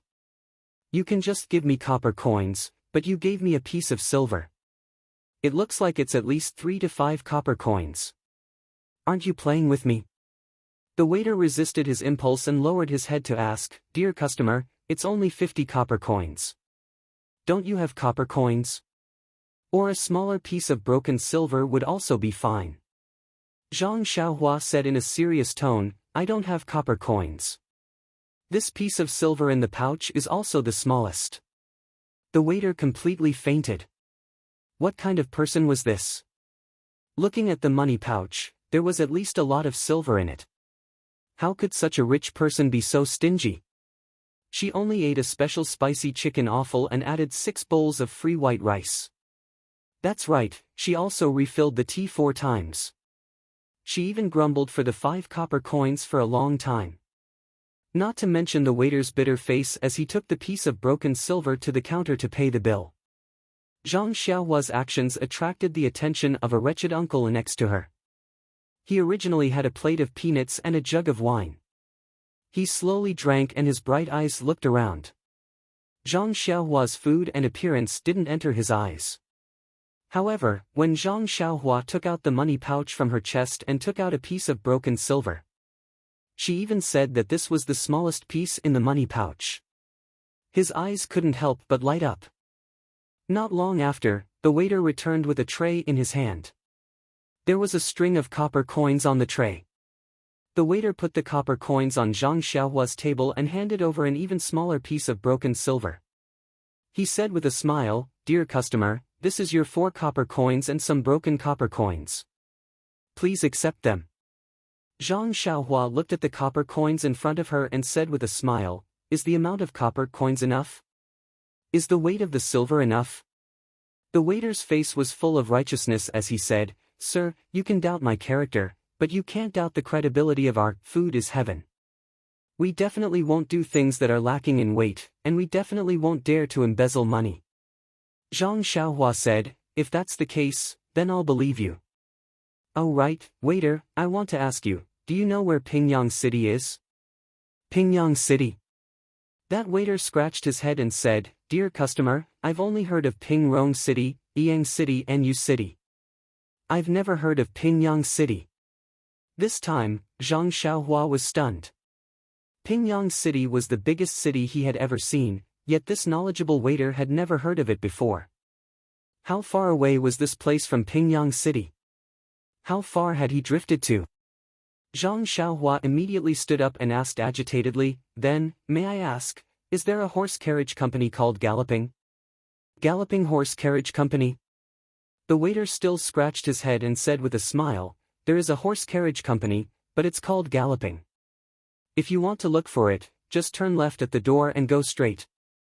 When Zhang Xiaohua heard this, she hurriedly tidied up the silver on the table and put the broken silver into the money bag. She took the string of copper coins and was about to put it into her clothes when she seemed to have thought of something. She took one coin from the string and hesitated for a moment. She took another coin and handed it to the waiter, saying, "This is your reward. Thank you for your hospitality." When the waiter saw the 2 large coins in her hand, he didn't know whether to laugh or cry. He didn't know if he should accept it or not. Most of the customers in this food as heaven restaurant had some status. Every time they tipped, they would either give 5 or 10 copper coins. Who would have seen these 2 coins before? However, when he thought about it, these 2 coins were the limit of the customer's behavior just now. Therefore, the waiter accepted it with a smile and said happily, "Thank you for your reward, dear customer." This time, he was sincere. However, Zhang Xiaohua was in a hurry to get up. She turned her head and said, "Waiter, next time if you want to charge for the tea, remember to remind me in advance." Bang! The waiter fainted at the entrance of the restaurant. Zhang Xiaohua left the food as heaven and quickly ran to the left. She didn't seem to notice what was happening behind her and didn't see the waiter's injured appearance. Moreover, he didn't know that when he was still talking to the waiter, the wretched uncle in the corner had already paid the bill. When he heard the waiter mention the horse carriage company, he left the restaurant in advance. Zhang Xiaohua walked out of the restaurant and turned to the left. She looked up and saw a big courtyard at the end of the street. She could vaguely see a flag flying in front of it. It must be the horse carriage company that the waiter mentioned. She estimated that there was still some distance to go. Zhang Xiaohua couldn't help but quicken her steps. In this small town that she was unfamiliar with, Zhang Xiaohua thought that the only way home was by horse carriage company. What a joke! Even the well-informed waiter didn't know where Pingyang City was. It must be very far away. If she were to walk home, how long would it take? The first time in his life that he went on a long journey was by horse carriage. This time, he naturally thought of horse carriage. He couldn't deny that the ancients said, "Read 10,000 books and travel 1,000 miles." Zhang Xiaohua walked for a while and saw that she would reach the entrance of the horse carriage company after crossing a junction. Zhang Xiaohua could also see the words on the flag clearly. It was really Fast Horse Carriage Company, mission accomplished. But just as Zhang Xiaohua was crossing the junction, a middle-aged man rushed from the side. Perhaps the road was slippery because of the snow, he bumped into Zhang Xiaohua. Just as their bodies came into contact, Zhang Xiaohua suddenly felt a hand reaching into her clothes and was about to take her money bag. Zhang Xiaohua's senses were very sharp at this moment. She was also very agile. She immediately stopped in her tracks, turned her body and reached out with her left hand to grab that person's hand. She said, "What are you doing?" That middle-aged man saw that he was grabbed by Zhang Xiaohua, but he didn't panic. He deliberately slipped and fell on the ground in front of Zhang Xiaohua. He then shouted, "Aya, you little boy. Why are you so careless? You knocked me down. Aya, I'm injured."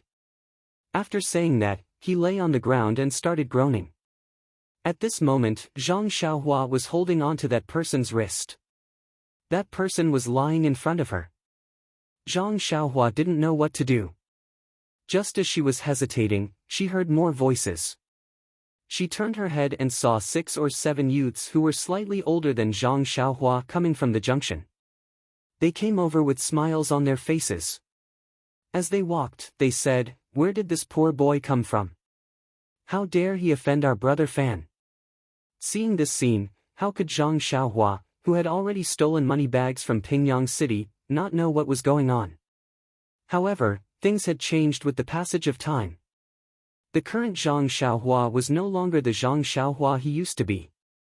Not to mention that the current Zhang Xiaohua had used his own small sword to successfully assassinate a black-clothed expert. Just based on his proficient fist of the North Star, he wasn't afraid of these youths who were slightly older than him.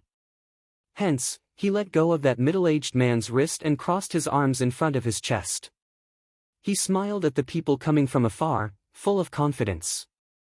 At this moment, Zhang Xiaohua was no longer the timid and brainless country boy he used to be.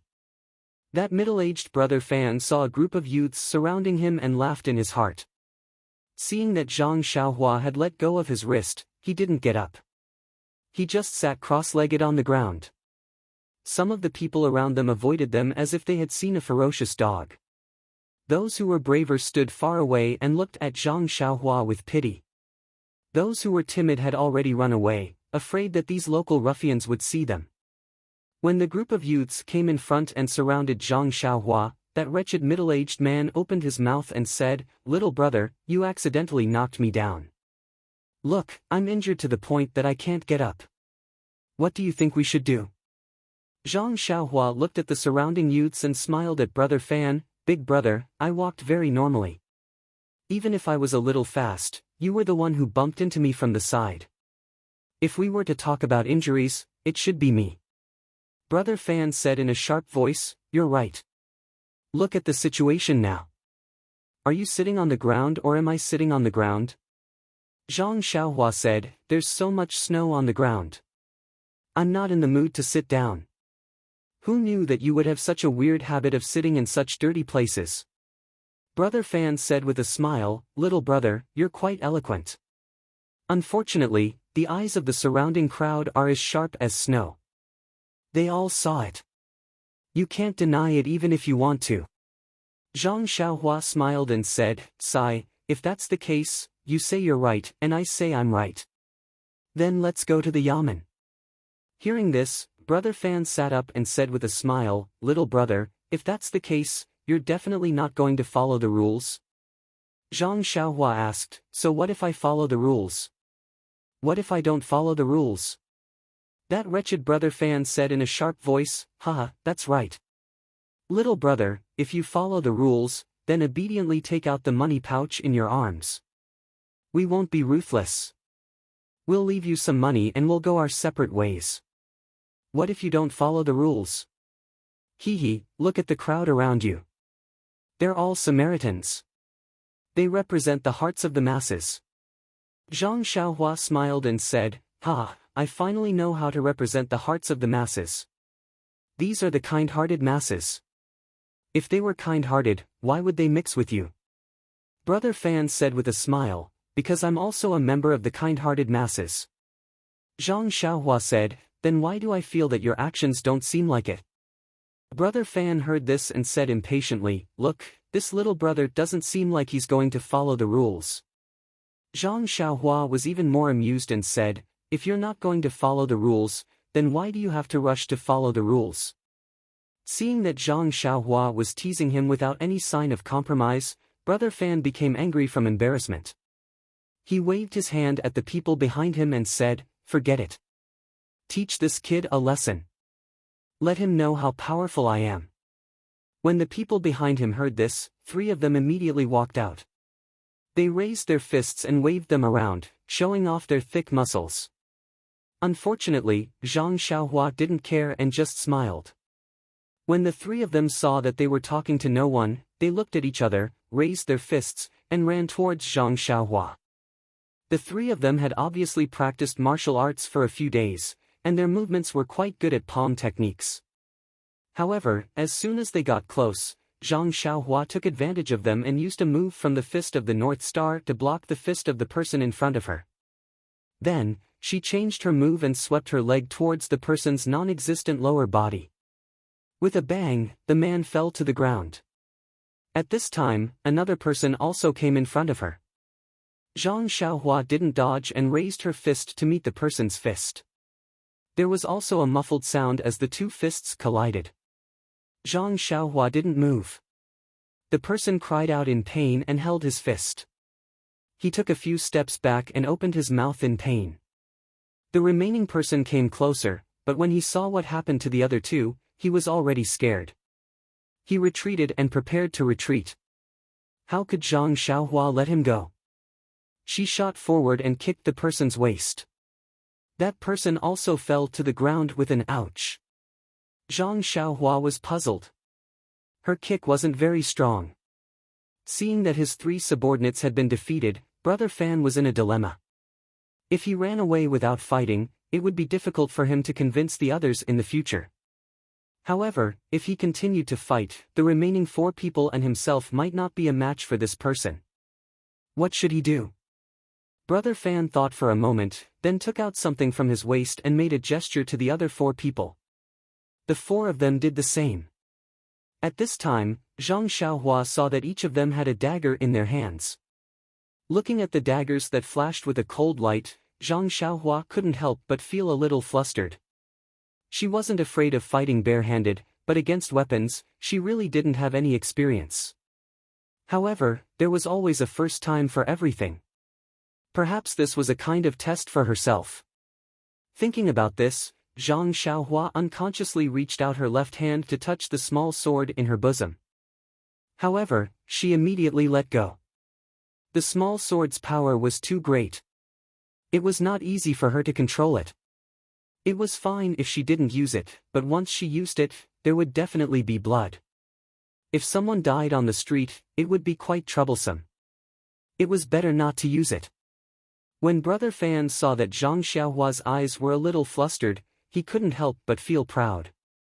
He laughed sinisterly and rushed forward, waving his dagger to stab Zhang Xiaohua's waist. As for the other 4, when they saw their leader coming forward, they also swarmed over, waving their daggers. When Zhang Xiaohua saw the shining daggers stabbing at different parts of her body, she couldn't help but panic. She tried to move her body and used the defensive fist technique of the Fist of the North Star, dodging left and right. After dodging a few moves, she was careless and her arm was cut by a dagger. A smear of fresh blood instantly dyed her sleeve.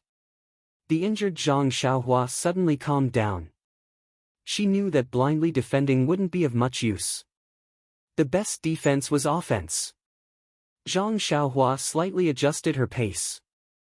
Seeing a gap between the daggers, she took a big stride forward and raised her leg to kick one of the people's wrist. Ouch! That dagger flew into the air. Chapter 137. Seeing that his attack was effective, Zhang Xiaohua could not help but feel more confident. His steps also became more relaxed, as if he was taking a stroll. Speaking of Zhang Xiaohua's combat experience, the fight on that rainy night should have been his battle of attrition. Unfortunately, the situation that night was urgent and there were no real fists and kicks. Moreover, against the black-clothed old man, he also defeated him with a single sword strike. It was a baffling victory. Zhang Xiaohua's battle results were great, but his combat experience was very little, almost zero. Therefore, when he saw these little ruffians holding daggers, his heart would grow hairs. Now that he had knocked away a person's dagger, Zhang Xiaohua had turned the situation around and seized the initiative. Following that, he began to appreciate the art of combat. In the fight with the other 4 people, he carefully practiced his Fist of the North Star. Practice was the only standard to test the truth. The more Zhang Xiaohua fought, the happier he became. The more he fought, the more skillful he became. Those people were practically feeding Zhang Xiaohua moves. His experience was like sitting on a Kongming lantern, slowly rising. How could these ruffians have received proper martial arts training? Their attacks were completely based on instinct, and there was no pattern at all. They just happened to be the stepping stones for Zhang Xiaohua, who was a beginner in martial arts, to advance. However, they did not know this, only blindly chopping and stabbing. They could not even touch the corner of Zhang Xiaohua's clothes. After a long time, the leader, the wretched brother Fan, realized that something was wrong. He originally thought that this was a young country bumpkin, and that he would gain a lot by intimidating him. Who knew that the other party would ignore him? His pride was hurt, and he could only give up on the tradition of using virtue to win people over. He turned to force, but then the situation went out of control. His side actually brought out their ultimate weapons. This was not the worst thing, but the most frightening thing was that this youth became more and more relaxed under the attacks of the daggers. This was not a situation that Brother Fan wanted to see. No matter what, Brother Fan was still a leader. His vision was naturally different from his subordinates. When those people were still in full swing attacking Zhang Xiaohua, he had already secretly held back, and his figure was showing signs of retreating. Zhang Xiaohua, who was in control of the entire situation, seemed to have sensed Brother Fan's movements. This was the main culprit. How could she let him escape? Moreover, fighting with these people was just to increase her proficiency points and stretch her muscles. Zhang Xiaohua was already impatient. Seeing that the other party had made a move, she did not delay any longer. Zhang Xiaohua leaped into the air, her body suspended in the air. Her legs spun in the air like a spinning top, and a few light pa-pa-pa sounds could be heard. She kicked the chests of the 4 people who were attacking her. It was a move from the divine resembling 6-joint fists, killing in 4 directions. Zhang Xiaohua also used the right amount of strength in her leg. Those people couldn't catch their breath and fell to the ground, unable to move. Only Brother Fan was left standing there. At this moment, he suddenly heard the sound of applause from the side. Someone cheered, "Good move." Zhang Xiaohua turned to look. Weren't they the few men who were chatting at the Food for the Heavens restaurant just now? Zhang Xiaohua frowned. Just as she was about to speak, that wretched Brother Fan beat her to it. With a plop, he knelt on the spot and threw the dagger far away. He kowtowed and said, "Little master, please spare my life. Little master, please spare my life. I have an 80-year-old mother who is sick in bed, and I have children who haven't even reached the age of 3 who are crying piteously for food. If you take my life today, they won't be able to survive. You've taken 3 lives in one go." When Zhang Xiaohua heard this, she was stunned. Yes, if what he said was true, she really didn't know what to do. This person was so despicable. He sent people to rob her and even used a dagger. If she didn't have any martial arts to defend herself, wouldn't she be bullied by him? But if she let them go, Zhang Xiaohua couldn't help but think of her own family's experience in Lu Town. Wasn't that the case? Her heart was unwilling to accept this. Just as she was in a dilemma, the few men who had applauded and cheered just now came closer. The square-faced man at the front cupped his hands and said, "Little brother, this one is Yuan Chongqing. Greetings." Zhang Xiaohua saw that the other party was being polite. She didn't know who he was, but she did as she was told. That Yuan Chongqing saw Zhang Xiaohua frown and knew what he was thinking. He laughed and said, "Little brother, please don't take offense. This one is a little impetuous. However, I'm not familiar with this person, so please don't worry." Hearing this, Zhang Xiaohua was even more puzzled. If you were acquainted with this wretched Brother Fan, you could have come over to persuade him. He could have just let you go. If you didn't know this person, why did you come over? Thus, Yuan Chongqing explained the reason in full detail. It turned out that when Zhang Xiaohua was inquiring about the situation with the shop assistant at Food for the Sky, this Yuan Chongqing had heard everything. Even when Brother Fan stood up and looked at him with ill intentions, this trained escort had seen it all. Perhaps he could ignore other people, but this young man was inquiring about Pingyang City. He reckoned that he was most likely from Pingyang City. Since he was from Pingyang City, then Yuan Chongqing couldn't just sit by and watch. Just as Zhang Xiaohua left the restaurant, the few people who had eaten and drank to their heart's content also paid the bill and left under Yuan Chongqing's suggestion. Then, they followed behind Zhang Xiaohua from a distance. Brother Fan purposely bumped into Zhang Xiaohua and the group of ruffians surrounding Zhang Xiaohua. This was all seen by Yuan Chongqing and the rest. A few impatient men wanted to go forward, but Yuan Chongqing saw that Zhang Xiaohua looked relaxed and didn't seem to be afraid at all. He pulled the rest aside to watch the show. It was only when Zhang Xiaohua used the fist of the North Star and knocked down the ruffians that the crowd couldn't help but applaud and praise. Hearing this, Zhang Xiaohua understood that there were still some kind-hearted people in the pugilistic world. However, she was even more puzzled. Why couldn't they help her when she was from Pingyang City? Thus, Zhang Xiaohua asked, Brother Yuan, it should be natural for people in the pugilistic world to help when they see injustice on the road. When you saw me being bullied by the ruffians in your town, you should have helped me without hesitation. Why did you say that you didn't have to help me? Yuan Chongqing and the rest blushed a little and said awkwardly, Little brother, you don't know. We are like you and came from afar. A powerful dragon can't defeat a local snake. Isn't it better to avoid trouble if we can? Zhang Xiaohua suddenly understood and asked again, then why do you want to help me? Yuan Chongqing said, Haha, the reason is very simple. Because we are also from Pingyang City. When Zhang Xiaohua heard this, she said in surprise, Really? That's great. I was just worrying about how to go home. With you guys around, we can go together. At least you can tell me where this is and how I can return to Pingyang City. Yuan Chongqing smiled and said, Of course. When fellow townsmen meet, their eyes are brimming with tears. How can we not help you? Oh right, I haven't asked you. Why did your best move look so familiar to me? But I just can't remember where I saw it before. Can you tell me? Zhang Xiaohua thought for a while and said embarrassedly, The last move you mentioned should be one of the Liuha fists. But I can't remember the name. I haven't completely mastered it and it's different from the standard Liuha fists. You might be able to remember it if you think again. Yuan Chongqing was enlightened and said sympathetically, Little brother is right.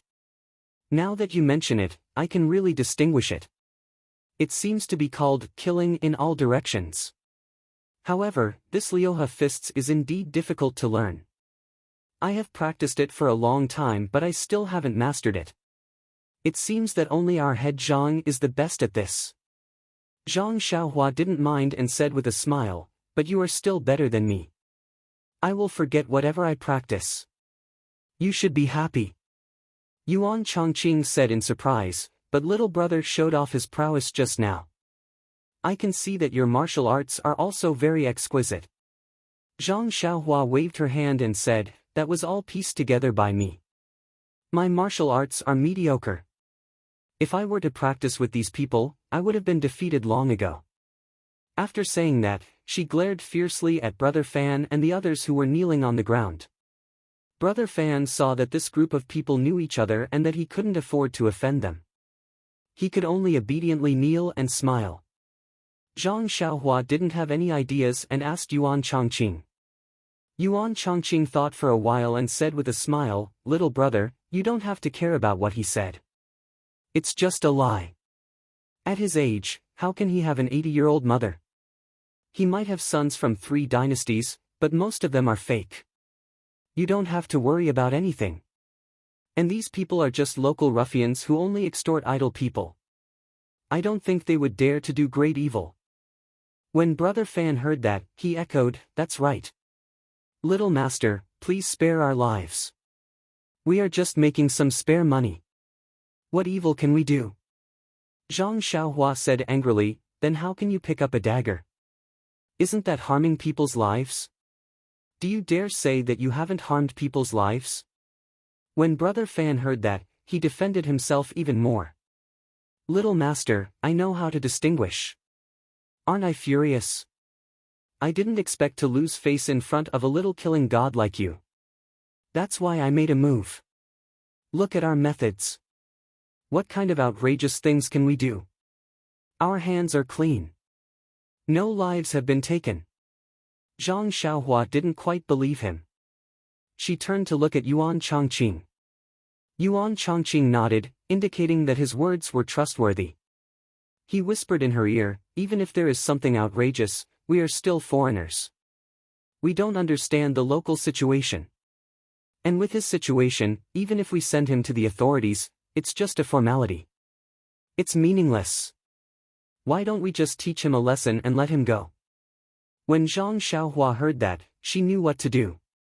She kicked Brother Fan and said, I'll believe you for now. In the future, don't do such things that harm people. If I see you again, it won't be so easy. When Brother Fan heard that, he was overjoyed. He said, I know. Thank you for sparing our lives. I'll take them back and plan for their future. I won't do such things again. When Zhang Xiaohua heard this, he curled his lips and thought to himself, you make it sound better than singing. Who would believe you? At this time, the others also woke up. They supported each other. When they heard Zhang Xiaohua let go, they supported each other and prepared to leave with Brother Fan. But before they could take a step, Zhang Xiaohua suddenly rolled her eyes and shouted, you guys wait. I still have something to do. When Brother Fan heard that, his face turned pale. He turned his head and smiled. Young master, what is it? Zhang Xiaohua laughed and said, letting you guys go so easily would be letting you guys off too easily. I can't give you guys a deep lesson. With a heart of compassion, I've decided to teach you guys a lesson. Brother Fan's face became even uglier. He said, listen to this young master's instructions. I wonder how you'll teach us. Zhang Xiaohua said, since you want to rob me and take my money pouch, I naturally have to pay you back in your own coin. Besides, Sai, your actions have deeply hurt my heart. You have destroyed my beautiful impression of this town. This loss is huge. You have to compensate me for my mental damage. I've decided. Zhang Xiaohua said, since you want to rob me and take my money pouch, I'll pay you back in your own coin. Zhang Xiaohua took a deep breath and said, I've decided to take your money pouches and let you guys have a taste of being robbed. When everyone heard that, they fainted. If you want to compensate, just say it. Why do you have so many reasons? Brother Fan naturally didn't dare to say anything. He hurriedly urged his subordinates to take out their small pouches and hand them to Zhang Xiaohua. Zhang Xiaohua didn't mind and took them one by one and put them in her bosom. Finally, Brother Fan carefully handed over his slightly full pouch. Zhang Xiaohua weighed it up and down and said, it's not that heavy. It seems your business isn't good. Brother Fan smiled and said, this young master is joking. It's a small business to begin with. It can only be fun, but not rich. Zhang Xiaohua smiled and said, you really don't have anything in your bosom? Brother Fan smiled and said, I really don't have anything. Finished speaking, he rubbed his bosom to show that he wasn't lying. However, his hands suddenly stopped moving.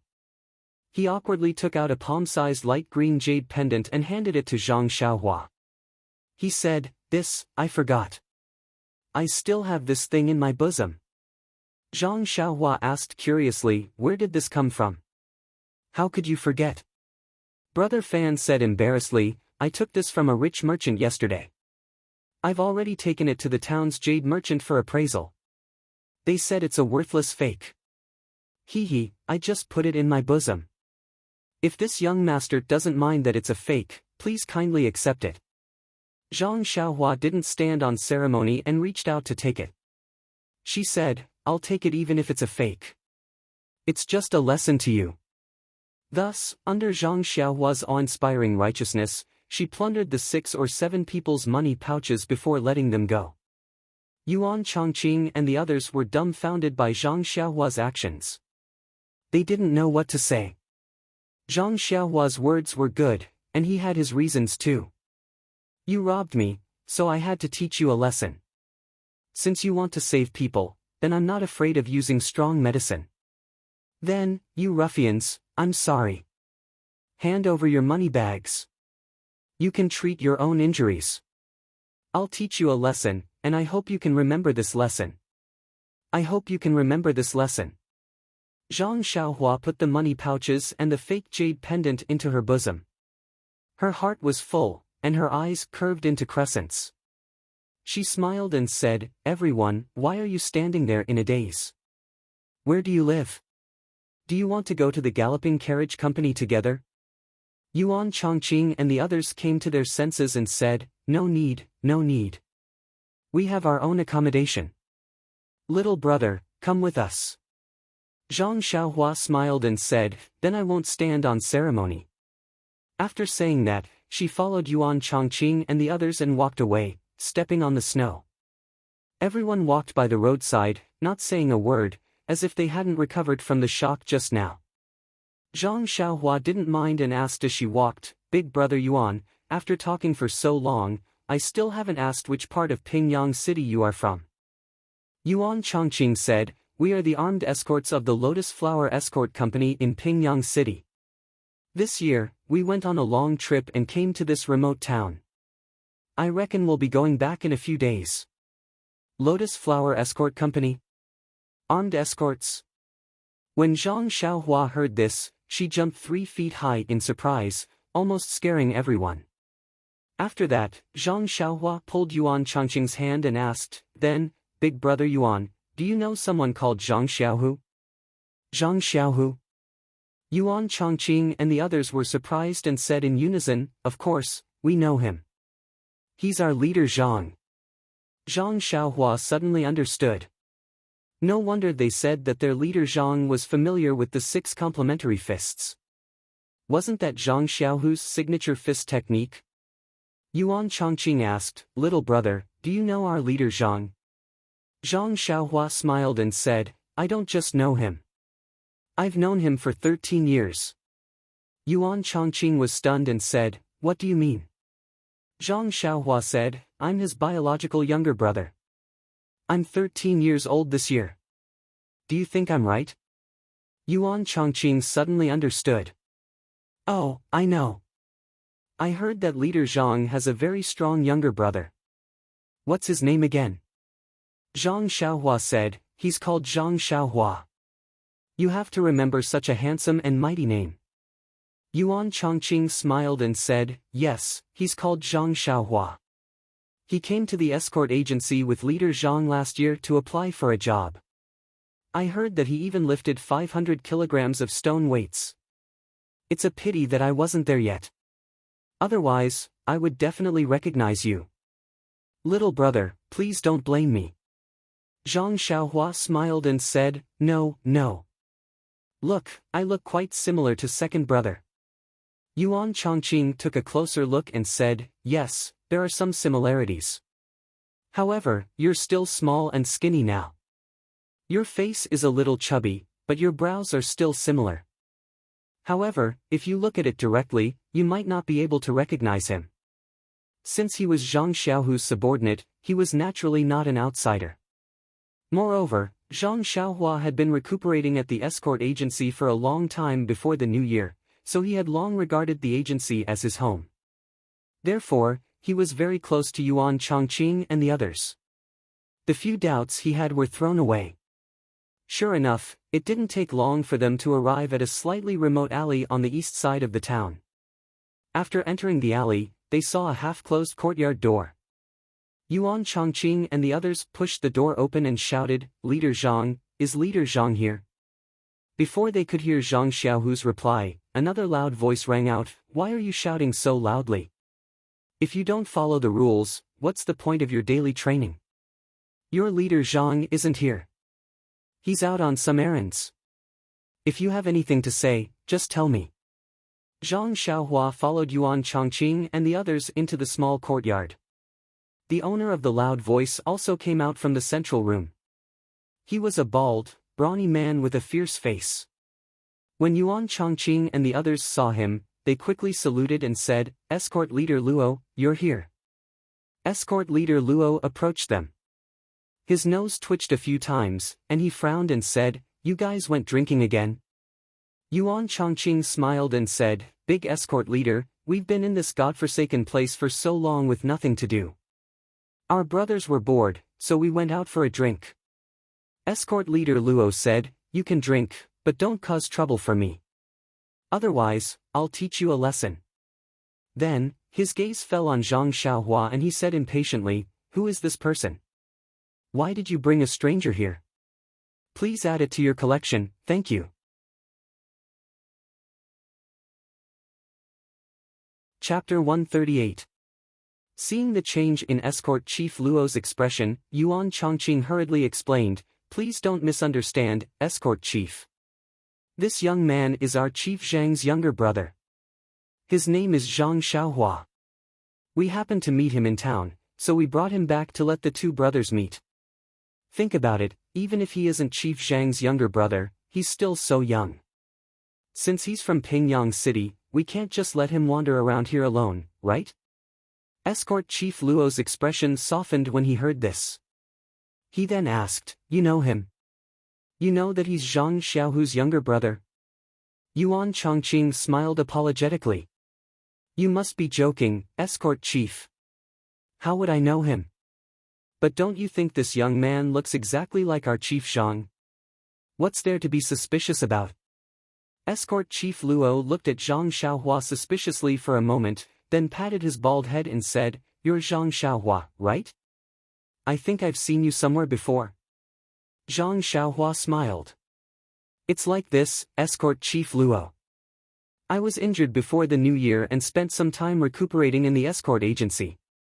Perhaps we met during that time." Escort Chief Luo thought for a moment and said with a smile, "Perhaps. The escort agency was quite busy before the new year and I often went out on missions, so I didn't spend much time in the agency. Perhaps we met once or twice." Then, Escort Chief Luo said to Yuan Chongqing, "Zhang Xiaohu went out to settle some matters and will probably return at night. You can bring this child to his room first." With that, he walked out of the door with his head held high. After Escort Chief Luo had walked far away, Yuan Chongqing stopped smiling and said in a low voice, "Ignore him, Zhang Xiaohua. This person always looks down on us escorts just because he's an escort chief. He's always picky about us. Our Chief Zhang, I mean your second brother, has always argued with him over these trivial matters. Otherwise, why would he pick on you?" Zhang Xiaohua didn't mind. She was a stranger who had suddenly barged in. Naturally, they would interrogate her carefully. If she was let off so easily, how could she still be an escort leader? Seeing that Zhang Xiaohua only smiled, Yuan Chongqing said, "Let's go. I'll take you to Chief Zhang's room. You must be tired. Take a rest first and wait for your second brother to come back tonight."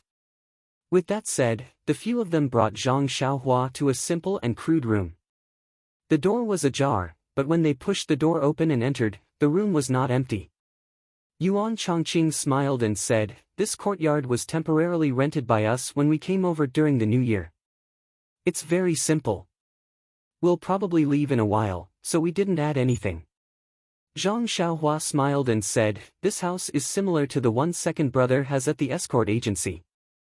Yuan Chongqing said, "Chief Zhang's house is still alright since he's living alone. Chief Zhang also likes cleanliness, so of course the house is clean. The few of us are just next door, but together, it's not something that can be described as simply dirty and messy." "Alright, Zhang Xiaohua, take a rest first. Chief Zhang will be back soon. We'll give him a big surprise." Zhang Xiaohua's heart skipped a beat. She said, "Okay. Then it's a deal. Don't tell him in advance." Yuan Chongqing and the others smiled and said, "Okay, it's a deal." Chief Zhang is very generous to us. I haven't seen him happy for a long time. This must make him very excited. Zhang Xiaohua asked again, but that escort chief Luo knows about it too. He won't tell second brother, right? Yuan Chongqing and the others said, haha, don't worry. This escort chief Luo went out at this time. He's probably looking for some fun somewhere. With your second brother around, he can rest assured. He takes care of many things very well. He won't be back until nighttime. Only then did Zhang Xiaohua feel relieved and repeatedly agreed. Yuan Chongqing and the others saw that Zhang Xiaohua looked tired, so they didn't say anything else and left. Zhang Xiaohua had been running from early morning until the afternoon. When she was eating at the restaurant, she was harassed by the local ruffians. Then, she showed off her power and killed all of them. Naturally, she was tired by now. She looked at the wound on her arm. It had stopped bleeding a long time ago and didn't seem to hurt now.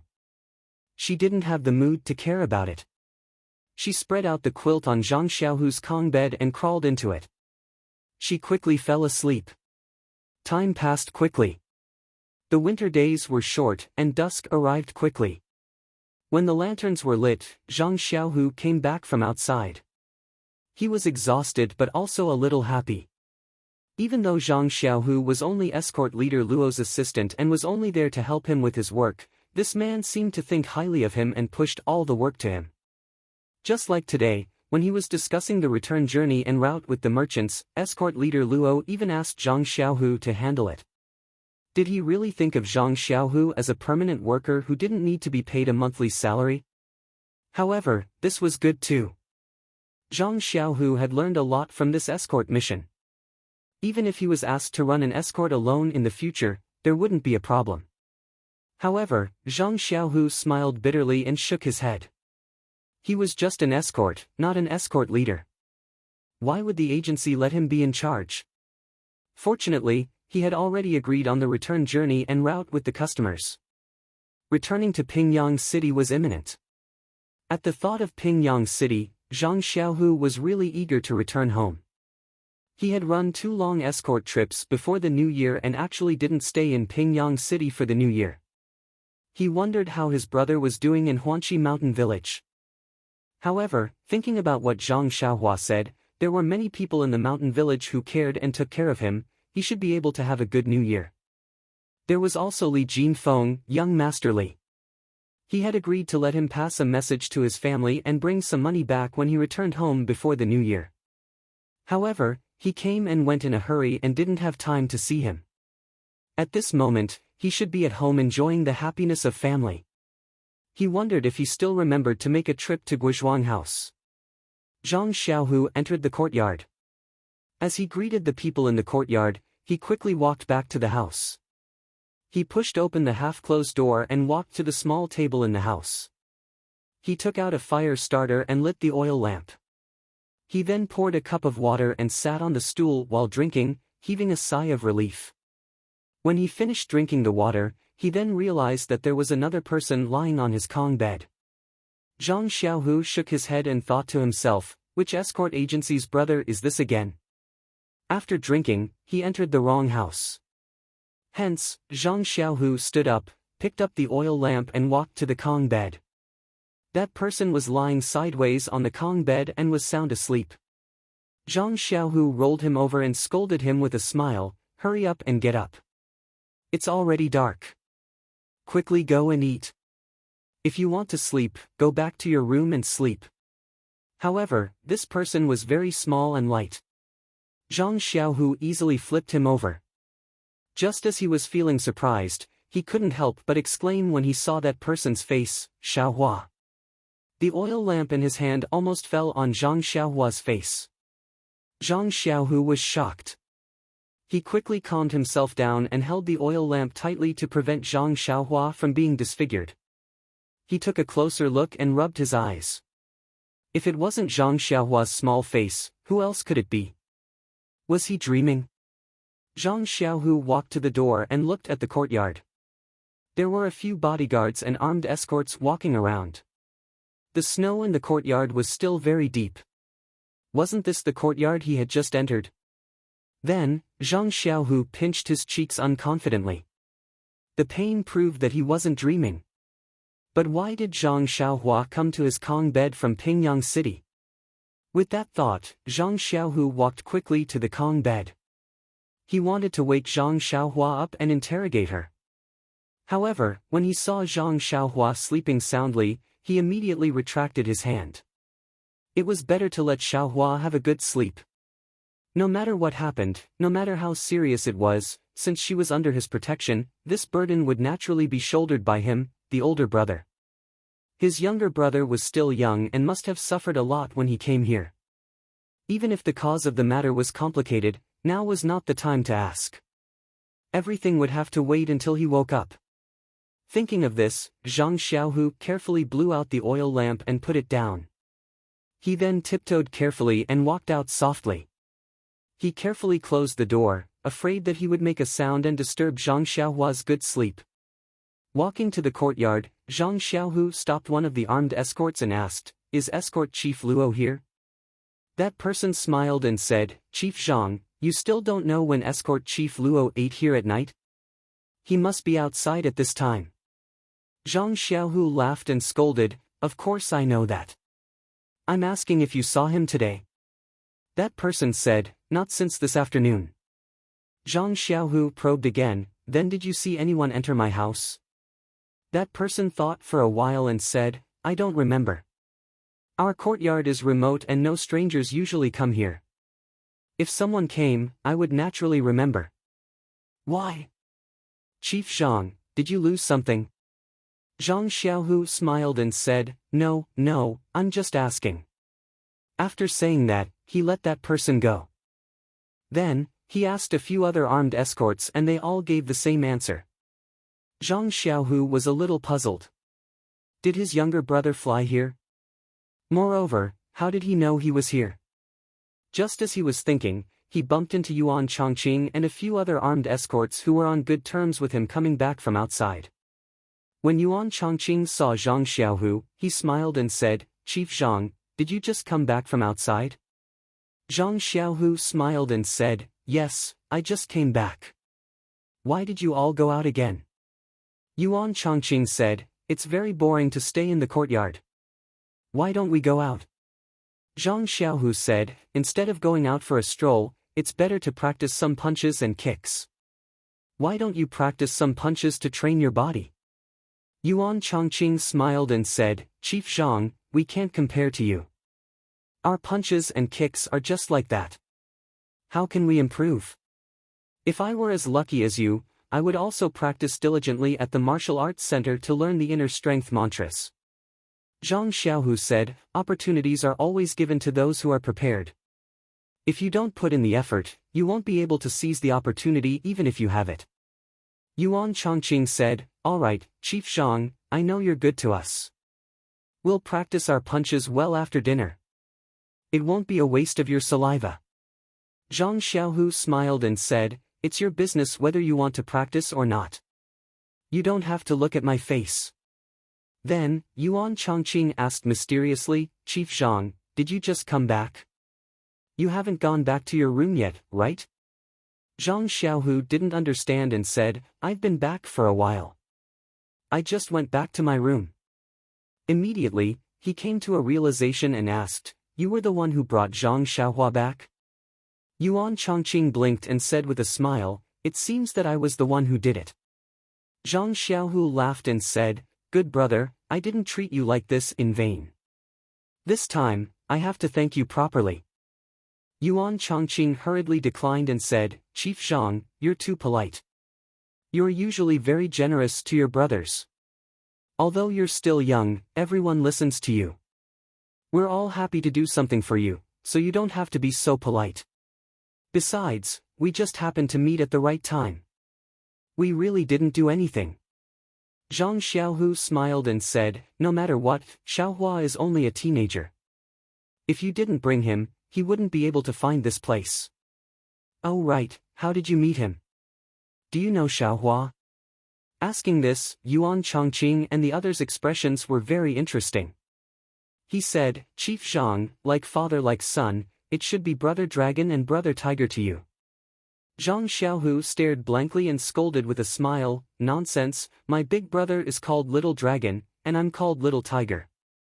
Of course I'm Brother Dragon and Brother Tiger.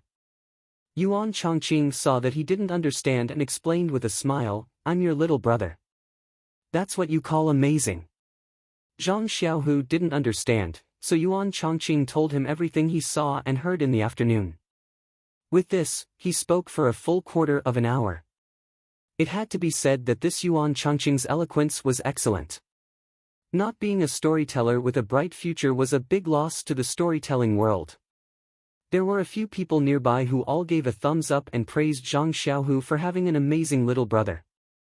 Zhang Xiaohu's expression was uncertain as he listened. He was worried about Zhang Xiaohua's arm injury. After waiting for Yuan Chongqing to finish, he said, you guys wait here for a moment. I'll be right back.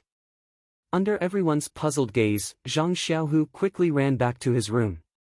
However, he came back with a normal expression. Yuan Chongqing asked, Chief Zhang, did you forget something?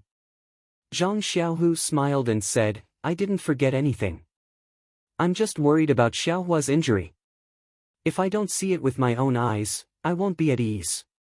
Only then did everyone understand. They secretly sighed in their hearts. Others were only concerned about the excitement of the fight. Only his own brother didn't care about the result and only cared about his little brother's injury. Only when he saw that the injury was fine could he be at ease. Yuan Chongqing was also ashamed and said, Chief Zhang, this is my fault. I only cared about bringing Zhang Xiaohua back and forgot about this matter for a moment. I don't know how his arm is now. Zhang Xiaohu smiled and said, it's fine. It's just an oversight. I also roughly looked at it just now. I couldn't see clearly under the oil lamp. It seems to have scarred. It should be just a superficial wound. I guess it's because of the blood loss. Xiaohua is so tired. He's usually so lively. Yuan Chongqing said fiercely, it's fine if Xiaohua is fine, but if there's a little problem, we brothers will definitely find justice for him. Zhang Xiaohu also said with a gloomy face, that's right. My little brother can't be injured for no reason. Although they were spared in the afternoon, since they're injured, it's another matter. I'll go look for them tomorrow and make them bleed a little. Hearing this, Yuan Chongqing's expression was strange. Just now, in order to protect Zhang Xiaohua's heroic image, Yuan Chongqing used the spring and autumn annals technique. Some things were omitted. Since Zhang Xiaohu said this, Yuan Chongqing couldn't hide it. So Yuan Chongqing looked around and pulled Zhang Xiaohu to the side. Yuan Chongqing whispered into his ear. Hearing this, Zhang Xiaohu's face was in high spirits. When Yuan Chongqing finished, his mouth almost split open from laughing. He still didn't believe him and asked, he really did that? You really saw it with your own eyes? Yuan Chongqing smiled and said, how can I lie to Chief Zhang? Why don't you ask him tomorrow? Or you can go back and take a look later. Zhang Xiaohu laughed and said, if that's the case, then I won't go look for trouble with them. Ha ha ha. After saying that, he said, brothers, in a while, let's go drink. We won't go back until we're drunk. Well, this was good. After hearing that his little brother was fine, he was so happy that he wanted to go drink. However, it couldn't be said that this was a celebration of the brothers' coincidental meeting. Everyone was surprised to see Zhang Xiaohu's angry eyes just now, but now he was beaming with joy. They surrounded Yuan Chongqing and the others and asked for the reason. How could they explain it? They just kept evading and told them to go look for Zhang Xiaohu. Zhang Xiaohu also kept them in suspense and refused to say anything. Everyone was depressed. At the dinner table in the evening, when everyone took advantage of Zhang Xiaohu's drunken state to ask again, Zhang Xiaohu finally said it clearly. Hearing this, everyone laughed and gave a thumbs up, saying, Zhang Xiaohua, you're really funny. Then everyone's faces turned white. Although it was said that they wouldn't go back until they were drunk, how could Zhang Xiaohu drink too much with his slightly injured little brother sleeping on his Kong bed? The rest of the people went back full of joy. Only Zhang Xiaohu returned to the small courtyard sober. At night, Zhang Xiaohu slept close to Zhang Xiaohua, far away from him, afraid that he would accidentally wake him up. However, he was also worried that Zhang Xiaohua was a strong sleeper. How could he wake him up so easily?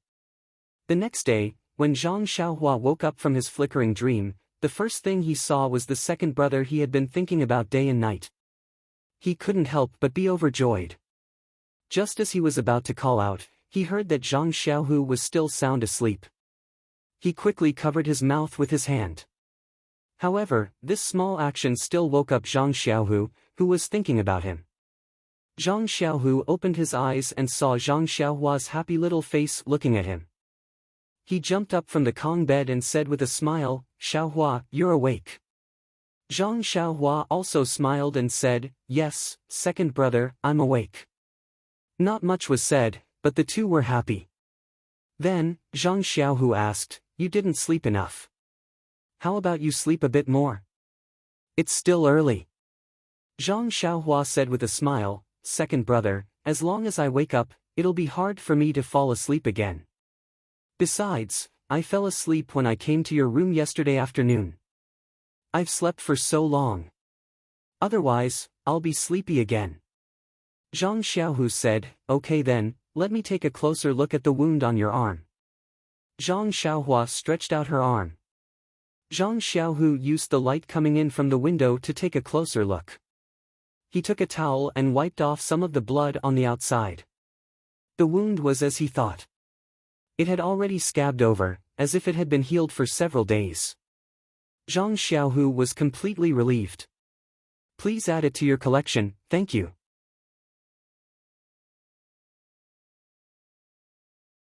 Chapter 139. At this time, Zhang Xiaohu frowned and stared at Zhang Xiaohua, asking, "Xiaohua, why didn't you stay in Huanxi Mountain Villa? Why did you come to this small town for no reason? This place is very far from Pingyang City. Did you come alone? Or did you come with someone else? Did you make a mistake in the mountain villa, so you escaped here without permission? If that's the case, Little Blossom, don't be afraid. Tell me what's going on. Don't be afraid. Even if the sky falls, I'm here to hold it up. However, you have to tell me the truth." Zhang Xiaohua heard her second brother asking so many questions, which were getting more and more ridiculous. She quickly waved her hands and said, "Don't, second brother.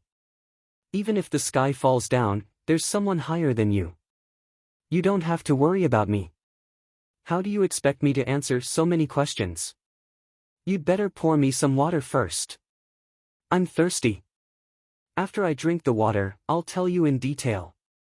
Zhang Xiaohu had no choice but to turn around and pour him some water. Seeing him gulp it down, he asked again, "Now you should tell me." In fact, it was not that Zhang Xiaohua was unwilling to tell Zhang Xiaohua that she, Yan, and others went south. However, He Tianchu's instructions before she went out and the attack on the rainy night made her hesitate. She did not know if she should tell Zhang Xiaohu. Moreover, she was injured by the men in black and almost lost her life. Although she was fine now, if she told her second brother, he would be worried. What should she do? Moreover, Shirtai did not seem to want others to know her whereabouts. She did not even tell Zhang Xiaohua about her background. Of course, Zhang Xiaohua had to consider for her. However, Zhang Xiaohua thought again. This Zhang Xiaohu was her biological second brother. If he could not be trusted, who else in the world could be trusted? After thinking for a long time, Zhang Xiaohua said, "Second brother, there are some things that I must keep a secret, so you must keep it a secret. What I told you today, you mustn't tell anyone. Even if Escort Luo asks, you mustn't say a word." Zhang Xiaohu saw Zhang Xiaohua's hesitation and thought that he had done something bad. When he heard this, he could not help but become serious. He nodded and answered, "Okay, Xiaohua, I promise you, I'll only tell one person about this. I will never tell anyone else." Thus, Zhang Xiaohua recounted how she had set off from Pingyang City with the convoy of Huanxi Manor and how she had been attacked in the rainy night. However, she did not mention the fight with the old man in black. She only said that she had accidentally fallen into the water to escape in the dark and had picked up a wooden board in the water. That was how she had drifted down the rapids. Zhang Xiaohu and Zhang Xiaohua had grown up together. He knew Zhang Xiaohua's swimming ability like the back of his hand. She could be a little frog in the small river in front of the Guozhuang house, but she was a far cry from being a loach in this river. Thus, he did not have the slightest doubt that Zhang Xiaohua could not get ashore in time with a wooden board in the rapids. However, when he heard that Zhang Xiaohua had drifted for a long time and was only rescued by someone in a slower stream, he was so scared that his face turned pale. Zhang Xiaohua was puzzled when she saw her second brother's scared look. She asked, "What's wrong, second brother? Am I not fine? What's there to be afraid of?" Zhang Xiaohu smiled stiffly and said, "The ignorant are fearless. Xiaohua, you should know that this place is very close to the sea. The rivers on the left converge to Luojiang, which is not far ahead. I think the river that you drifted over is the same. If you were not rescued at that time, you would have drifted into Luojiang soon. The river is wide and it would be even more difficult to get ashore. Moreover, this is the estuary of Luojiang. If you could not get ashore before entering Luojiang, you would have no chance. Tell me, how can I not be scared?" When Zhang Xiaohua heard this, a trace of cold sweat appeared on his back. In his heart, he secretly thanked Xiaomeng for her fishing rod. If it were not for her fishing rod, he was afraid that he would have been sleeping in the boundless sea by now. Then, Zhang Xiaohua said that she had drifted for a long time and fell ill when she got ashore. It was not until yesterday that the person who saved her brought her out and put her in this strange town. When Zhang Xiaohu heard that his younger brother had almost died, he was already distressed. How could he still distinguish between his words? He only held Zhang Xiaohua's little hand and held it tightly. He only wanted to replace the pain that his poor younger brother had suffered some time ago with himself. When Zhang Xiaohua saw this, she felt that her decision was correct. If Zhang Xiaohu knew that she was almost beaten to death, wouldn't he immediately burst into tears? After a long while, Zhang Xiaohu said, "Since you drifted here by yourself and don't know whether Manor Master O is alive or dead, you naturally can't tell anyone about this matter. You can just say that you were sent here by the steward of Huanxi Mountain Villa." However, he immediately smiled and said, "It's also difficult. How can a small child like you be sent so far away? Why don't you say that you came here with someone else and got separated when you reached here? Now that you have coincidentally met us, just follow the escort team back. Everything will naturally be clear when we reach Pingyang City." Zhang Xiaohua blinked and said with a smile, "Then we will do as second brother says. Fortunately, big brother Yuan brought me back yesterday. He saw that I was tired and didn't ask me in detail. Otherwise, I really wouldn't know what to say." At this point, Zhang Xiaohu seemed to have thought of something and said with a smile, "I heard that someone was very impressive yesterday. She killed everyone and obtained a lot of spoils of war." When Zhang Xiaohua heard this, she immediately blushed and muttered, "I also didn't want to let them go for nothing." Then, she shook Zhang Xiaohu's arm and said, "Second brother, I won't dare to do it again, okay?" However, Zhang Xiaohu's face turned stiff and he said in a strange tone, "Why not? Not only will I do this in the future, but I will also make them bleed a lot. I can't wait to beat these local ruffians up personally. Why would I blame you?" Zhang Xiaohua looked at Zhang Xiaohu in surprise and stopped shaking his arm. She couldn't believe her ears and asked, "You really agree with what I did yesterday?" Zhang Xiaohu said with a smile, "Yes, second brother agrees wholeheartedly." When Zhang Xiaohua heard this, she giggled and said, "That's my good second brother. That's right, I haven't taken a look at yesterday's loot. It's a good time to take an inventory." When she finished speaking, she took out a pile of money bags of different sizes.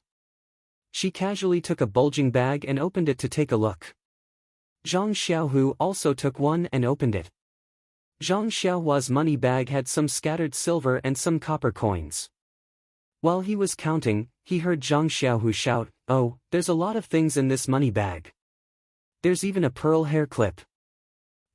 Why is there a small stone?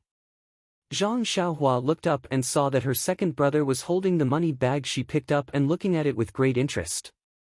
Zhang Xiaohua snatched it and said, "This isn't yesterday's loot. I picked it up on the mountain a few days ago." Zhang Xiaohu was surprised, but he didn't doubt her and said with a smile, "Xiaohua, your fortune has come. How can you casually pick up a money bag? There's a lot of silver inside." Zhang Xiaohua was too lazy to explain to him. She took a money bag from the table and threw it to him, saying, "Hurry up and take a look." Zhang Xiaohu caught it and said, "It's too slow to look at it like this. It's better to pour it all on the table." Zhang Xiaohua said with a smile, "Second brother, that's a good idea." Thus, the two of them picked up the money bags and poured out the contents one by one. Although there were 7 or 8 money bags on the table, there were very few things inside. Apart from one of the money bags, which should be Brother Fan's, which had a bit more silver, the others were mostly copper coins. Zhang Xiaohua looked and thought, the money bags are so empty. No wonder they want to steal from me. However, many grains of sand make a tower, and many armpits make a fur coat. Although each pouch did not have much silver, there were 7 or 8 of them. Upon closer inspection, other than the dozens of copper coins, there were also about 5 taels of silver scattered around. Zhang Xiaohu was extremely happy to see this. After tidying up, Zhang Xiaohu pushed the silver and copper coins to Zhang Xiaohua and said, "This is your harvest. Keep it for yourself." Zhang Xiaohua smiled and kept the copper coins. She pushed the rest to second brother and said, "Second brother, I'll keep the copper coins as pocket money. Help me keep the silver for now. When you have time, you can bring it back to father and mother." When Zhang Xiaohu heard this, he didn't refuse. He found a nice-looking one from the empty money bags and put the money in his chest, saying, "All right, it would be impolite for me to refuse. Today, I finally have my own money bag. Hee, it's not worse than the one you picked up from the mountain." Zhang Xiaohua didn't say anything. He took out the jade tablet from his chest and said, "This is also for you. Yesterday, that person said it was a fake. When you have time, find a pawnshop and sell it for some money." Zhang Xiaohu received it with his hands, looked around, and then returned it to him, saying, "Forget it, this silver is not a small amount. This is a fake after all, it's not worth much, just take it and play with it." When Zhang Xiaohua heard this, he kept it in his chest. Then, he took out the small sword from his chest and passed it to Zhang Xiaohu. Zhang Xiaohu saw Zhang Xiaohua taking out things from his chest and couldn't help but laugh. "Is that 100 treasures pouch in your chest? Why do you always have good things to take out?" Zhang Xiaohua smiled and then told Zhang Xiaohu about the incident with He Tianshu at the small town's weapon shop. When Zhang Xiaohu heard this, he was secretly amused. In the past, before he was sent out in Pingyang City, he thought that the price of weapons was the same everywhere. After coming out a few times, he realized that the price of each weapon was different in every place. These 7 taels of silver were probably not much in He Tianshu's eyes, but in the eyes of the blacksmith, it was a huge sum. It was no wonder that the blacksmith would buy one and get one free. Zhang Xiaohu saw that his younger brother liked this small sword very much and took it to take a look. After looking at it from left to right, other than it being very heavy, he couldn't see anything special about it. It also didn't have the feeling of being connected by blood as Zhang Xiaohua said. He smiled and said, "Looks like you hit it off with this small sword. I can't see anything strange about it. However, since it was given for 7 taels of silver, it must be something good." Although Zhang Xiaohu said this, he didn't think much of it in his heart. He felt that his younger brother had only found one because he didn't have many toys since he was young and couldn't bear to part with it. Zhang Xiaohua saw that her second brother didn't think much of it and lost interest. Naturally, he couldn't tell him that he had used this small sword to kill people, so he could only keep it close to his chest. At this time, the sky was already bright. Zhang Xiaohu said, "Let's go, Xiaohua. Let's go eat first. I still have work to do later. You can play in this courtyard." The time of our return is more or less set. Just come back with us. Don't worry about anything else. Just have fun. Zhang Xiaohua pursed her lips and thought to herself, you're still treating me like a child. Zhang Xiaohu led Zhang Xiaohua out the door and bumped into Escort Luo. Escort Luo looked sleepy, as if he had a hangover. He didn't look embarrassed when he saw Zhang Xiaohu. Instead, he yawned and asked, Zhang Xiaohu, how did the discussion go yesterday? Zhang Xiaohu replied respectfully, reporting to Escort Luo, everything has been discussed. After breakfast, I'll report to you for your decision. Escort Luo nodded and said, good job. Go eat first and come find me later. By the way, is this little brother really your younger brother? Zhang Xiaohu smiled and said, yes, he is my younger brother, Zhang Xiaohua. It's quite a coincidence to meet him here. I'll tell you the details later. Escort Luo waved his hand and gestured for Zhang Xiaohu and his brother to go eat. He covered his mouth and yawned before going somewhere else. Zhang Xiaohua carefully pulled on Zhang Xiaohu and asked, second brother, this Escort Luo doesn't look like an escort leader. Are all the escort leaders of the Lotus Flower Escort Agency like this? Zhang Xiaohu looked around and said carefully, Xiaohua, you can't say that. Don't talk about others so casually. Be careful of the trouble that comes from the mouth. The other escort leaders don't look like this either. I guess it's because Escort Luo has been away for a long time and is homesick. After that, Zhang Xiaohua followed Zhang Xiaohu to the courtyard's kitchen for breakfast. At this time, there were many escorts and armed escorts in the kitchen. Many of them already knew that Escort Luo had met his younger brother here. Moreover, Zhang Xiaohua's performance on the streets yesterday had been spread by Yuan Changqing's big mouth. Hence, everyone had a good impression of this inconspicuous young man.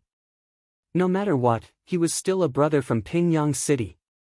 How could he beat up a local bully so badly?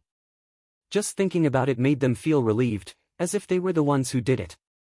Zhang Xiaohua had not seen his family for a long time. Now that he saw so many people from Pingyang City, he felt very close to them and spoke to them obediently. Before the meal was over, everyone already found Zhang Xiaohua pleasing to the eye, as if he was their brother. Zhang Xiaohu had a lot of work to do in the team and did not have much free time to take care of Zhang Xiaohua. He was worried that Zhang Xiaohua would not be able to adapt here. Now that he saw that everyone liked Zhang Xiaohua, he was relieved. After hurriedly finishing his meal, he gave Zhang Xiaohua some instructions and hurried to Escort Luo's room. Escort Luo's room was obviously bigger than Zhang Xiaohu's. It was a two-room room with a central room. At this moment, Escort Luo was sitting in the central room with a bowl of porridge in front of him. He was rubbing his temples hard. Obviously, his hangover had affected his appetite and caused his head to hurt. When he saw Zhang Xiaohu enter the room, Escort Luo pointed to the stool beside him and said, sit. Then, he picked up the bowl of porridge and drank 2 mouthfuls before asking someone to bring it out. Escort Luo drank 2 more mouthfuls of tea before turning to look at Zhang Xiaohu and asked, Deputy Escort Luo, tell me about yesterday's incident. Zhang Xiaohu hurriedly got up and said, Escort Luo, you don't have to be so polite. Although 4th Master Wen thought highly of me and made me your deputy, I am still an executioner. You don't have to address me as such. Just call me Zhang Xiaohu. Escort Luo smiled and said, Deputy Escort Luo may be an executioner in the escort agency now, but you have already entered the martial arts hall to learn advanced martial arts. Won't it be a piece of cake for you to become an escort in the future? I am only addressing you as such in advance. Don't you think so? Zhang Xiaohu still refused, as long as I am not an escort, you can't address me as such. Don't you think so? Escort Luo smiled disapprovingly. Zhang Xiaohu saw that Escort Chief Luo did not speak and knew that he was jealous of him for being able to study in the martial arts hall. Moreover, this position of deputy team leader was fought for by 4th Master Wen. Perhaps he did not have the intention to call this escort Chief Luo. Therefore, he did not argue and said pleasantly, this is what I discussed with the merchants yesterday. Then, Zhang Xiaohu recounted what he had discussed with the merchants yesterday to escort Luo in detail. Escort Luo nodded as he listened. When Zhang Xiaohu finished his report, he said, "You have done well. Deputy Escort Luo, everything will be as you have discussed. In a while, go and give them a definite letter." "It is settled." Zhang Xiaohu nodded and said, "Then, Escort Luo, I will be going out now. Tell the brothers to pack up in advance and prepare to depart in a few days." Escort Luo nodded and said, "All right. It is time to let them know. They have been here for so long that the new year has already passed." Zhang Xiaohu bowed and turned to leave. At this moment, Escort Luo spoke again and said, "Deputy Escort Zhang, please wait a moment." Zhang Xiaohu quickly stopped in his tracks and turned around to ask, "Is there anything else, Escort Luo?" Escort Leader Luo smiled and said, "It's like this, Deputy Escort Leader Zhang. As leaders, we should lead by example. We should set a good example in everything we do." Zhang Xiaohu was stunned and said, "Escort Luo, if I have done anything wrong, please remind me. I have only been in the escort agency for a short time and there are many things that I still need to learn from experienced escorts like you." Escort Luo was very satisfied when he heard this and smiled. "Actually, it is not a big deal. The agency has its own costs for us bodyguards when we go out. There is a standard for everyone's daily meals and toiletries. You know this standard as well. The team's finances will also be recorded accurately.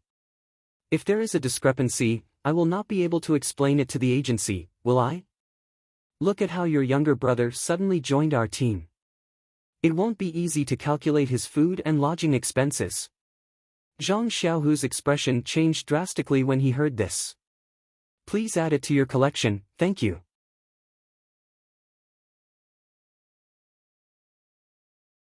Chapter 140. Zhang Xiaohu pondered for a moment before his expression returned to normal. He smiled and said, "No problem, Escort Leader Luo. I'm still inexperienced and didn't notice this. I didn't expect my brother to bring us so much trouble. How about this, Xiaohua will stay with me. I'll inform the accompanying gentleman about the other matters immediately and get him to record it properly. I'll settle the score with the escort agency when we get back." Escort Leader Luo smiled and said, "That's good. Deputy Escort Leader Zhang, don't take it to heart. As leaders, we have to pay attention to these details at all times. Otherwise, it won't be a good thing if others point fingers at us or report us to the agency. I'm only doing this for the sake of the matter, not the person. Please don't take it to heart." Zhang Xiaohu smiled and said, "You're doing this for my own good. Why would I blame you? If such a situation happens in the future, please remind me as soon as possible, Escort Leader Luo." "All right, if there's nothing else, I'll take my leave." Escort Leader Luo smiled and waved his hand. "That's all. I'm not worried about you. You've worked hard along the way. I'll definitely ask Fourth Master Wen for a reward when we get back." Zhang Xiaohu hurriedly cupped his fists and said, "Escort Leader Luo, you've worked hard. I'm just helping you on the side." With that, Zhang Xiaohu walked out of the central room with vigor. Escort Leader Luo looked at Zhang Xiaohu's back view with a disdainful smile. Zhang Xiaohu walked to the courtyard and gathered everyone to inform them of their return to Pingyang City. Everyone was overjoyed and cheered when they heard this. They were about to disperse.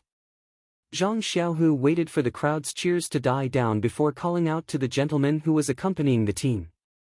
In front of everyone, he told him to record in detail the food and lodging of his younger brother, Zhang Xiaohua, from today onwards until he returned to the Lotus Escort Agency in Pingyang City. The gentleman was stunned and asked, "What's this for, Escort Leader Zhang?" Zhang Xiaohu smiled and said, "My younger brother's unexpected addition to our team will definitely increase the pressure on our costs. His food, drinks, and lodging will all take up our brother's money. It's best if you record it properly and settle it when I arrive at the escort agency." The man was puzzled and said, "He's just a child. What kind of expenses can he have? I think we should just forget about it." The people around them were also very puzzled. Yuan Chongqing even shouted loudly, "Don't do that, Chief Zhang. Zhang Xiaohua is not only your brother, but also our brother now. It's nothing for him to eat and drink here." Why was it so clear? It makes us brothers seem estranged. When Zhang Xiaohu heard this, he smiled at everyone and didn't say much. He just asked the teacher to record it properly. The courtyard wasn't big, and Zhang Xiaohua was in the small room, so she could hear everything clearly. When Zhang Xiaohu entered the room, she quickly pulled him back and asked nervously, "Second brother, what's going on? Did I cause trouble for you by coming here?" Zhang Xiaohu smiled and pinched her little face, saying, "It's nothing. Isn't it just giving them some food expenses? Not to mention that the money you got yesterday is more than enough. Don't tell me that your Huanxi manor doesn't have any allowance for traveling. Just give it to them. Why let others talk about it?" Oh, Zhang Xiaohua suddenly understood and said, "It can't be that escort leader Luo who said it, right? Why is he so serious?" Zhang Xiaohu patted his little head and said lovingly, "You're still young. You'll know when you're a little older." Zhang Xiaohua nodded thoughtfully. This guy's brain was very bright now.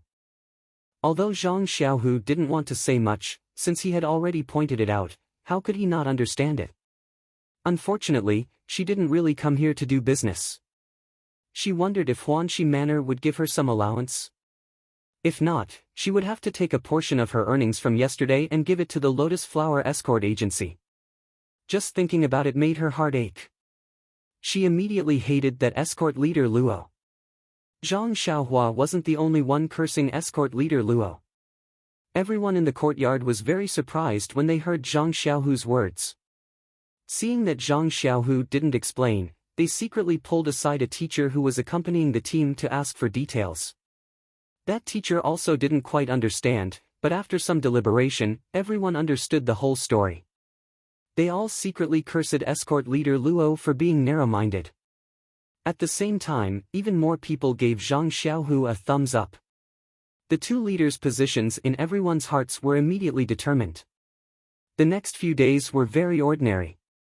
Zhang Xiaohua stayed in this small courtyard and didn't take a step out. What a joke. She had to fork out her own money, so why would she go out and waste it? Actually, the main reason was that Zhang Xiaohua had been alone for this period of time. Now that she had finally found an organization, she really didn't want to go out again. Moreover, where could she go in this world of ice and snow? Trekking in the snow and looking for plum blossoms in the wilderness? Please, Zhang Xiaohua had just come out from that place, so how could she be interested in it? Moreover, Zhang Xiaohua had just taught the local ruffians a lesson. To be honest, Zhang Xiaohu was really afraid that they would gather people to take revenge. That was why he repeatedly reminded them not to let Zhang Xiaohua out of the small courtyard. Zhang Xiaohua also liked this kind of life. When she had nothing to do in the morning, noon, and night, she would practice her fist technique in the courtyard. In any case, there were many escorts in the courtyard practicing their fist techniques. Zhang Xiaohua didn't attract any attention, but she couldn't practice Elder Yu's sword moves. Thus, Zhang Xiaohua's hands were itchy, so she could only practice a little in the house. What made Zhang Xiaohua the happiest was that she actually found a few travel books from the teacher who accompanied the group. They talked about the local customs and customs of various places. When Zhang Xiaohua saw them, it was as if she had found a treasure. She wanted to borrow them and read them carefully. The teacher hadn't read them himself, so he didn't want to borrow them. However, when he saw the longing in Zhang Xiaohua's eyes, his heart softened. He only kept one book and lent the rest to Zhang Xiaohua. Thus, Zhang Xiaohua went back to her leisurely life of reading and writing when she was busy, and practicing martial arts when she was free. In contrast to Zhang Xiaohua's leisurely life, Zhang Xiaohu was so busy that his feet didn't touch the ground. He was in charge of all the affairs of the escort group, while escort leader Luo was purely a shopkeeper who didn't do anything. Naturally, he had to deal with a lot of matters such as the departure of the escort group and the negotiations with the merchants. Unfortunately, Zhang Xiaohu wasn't in the courtyard every day, so naturally, he couldn't even see Zhang Xiaohua's face. However, what made Zhang Xiaohua envious was that Zhang Xiaohu's method of practicing martial arts was different from his. Every night, when he returned home, Zhang Xiaohu would sit cross-legged and meditate. Occasionally, he would also practice the Liuhe Quan. When Zhang Xiaohu was practicing his internal energy, Zhang Xiaohua didn't dare to move at all, afraid that she would disturb her second brother. Most of the time, Zhang Xiaohu would wait for Zhang Xiaohua to fall asleep before he started practicing his internal energy. After a few busy days, everyone in the escort group packed their things and settled all the matters with the merchants. On this day, everyone, who was eager to return home, finally set off. It was a sunny day with the sun hanging high in the sky. Although the snow hadn't melted yet, there wasn't much of a chill when the northern wind blew. It was a good day for traveling. At the entrance of the small courtyard, the escort group's things were packed to the brim with 4 large carriages. There were also many horses tied to the trees by the side. Zhang Xiaohua placed his second brother's things on one of the carriages and looked at the escort and guard standing beside the horses with admiration. He had never ridden a horse in his entire life. Not long after, horses galloped in from outside the alley. It was the convoy of merchants that Zhang Xiaohu and the others had picked up. The merchants had more carriages, and there were about 10 to 20 of them, including the escort group. Thus, the two groups merged into one and set off with just a few instructions. Zhang Xiaohua didn't feel that there were too many people as they usually ate, drank, and fooled around in the courtyard. It was only when they set off that she realized there were more than 10 people in the escort group. At the front were some of Zhang Xiaohu's guards who were scouting ahead. Most of the people in the middle were escort leader Luo and his group of escorts who were protecting the merchants, their carriages, and their goods. The carriages in the middle had a large triangular flag embroidered with the word Lotus. At the back were Zhang Xiaohu and the rest of the guards. Other than the accountant and a few odd job workers, the rest were riding tall horses with weapons hanging from their waists. It was a very impressive sight. Although there were many people and carriages in the escort group, they were all well trained and didn't panic at all. Not long after, they had left the small town and were on the official road. Zhang Xiaohua initially thought that it would be very inconvenient to move with so many people and carriages. However, reality proved that the speed of this convoy wasn't much slower than Oyan's 4 carriages. Although Zhang Xiaohua desperately wanted to ride a horse by herself, she was still arranged to sit in a carriage together with the accountant and the rest. At the beginning, Zhang Xiaohu didn't have much time to care about her and only entrusted her to Yuan Chongqing and the rest. He looked after Zhang Xiaohua until they reached the main road and the convoy moved steadily. Then, he took the time to come to the front of the carriage.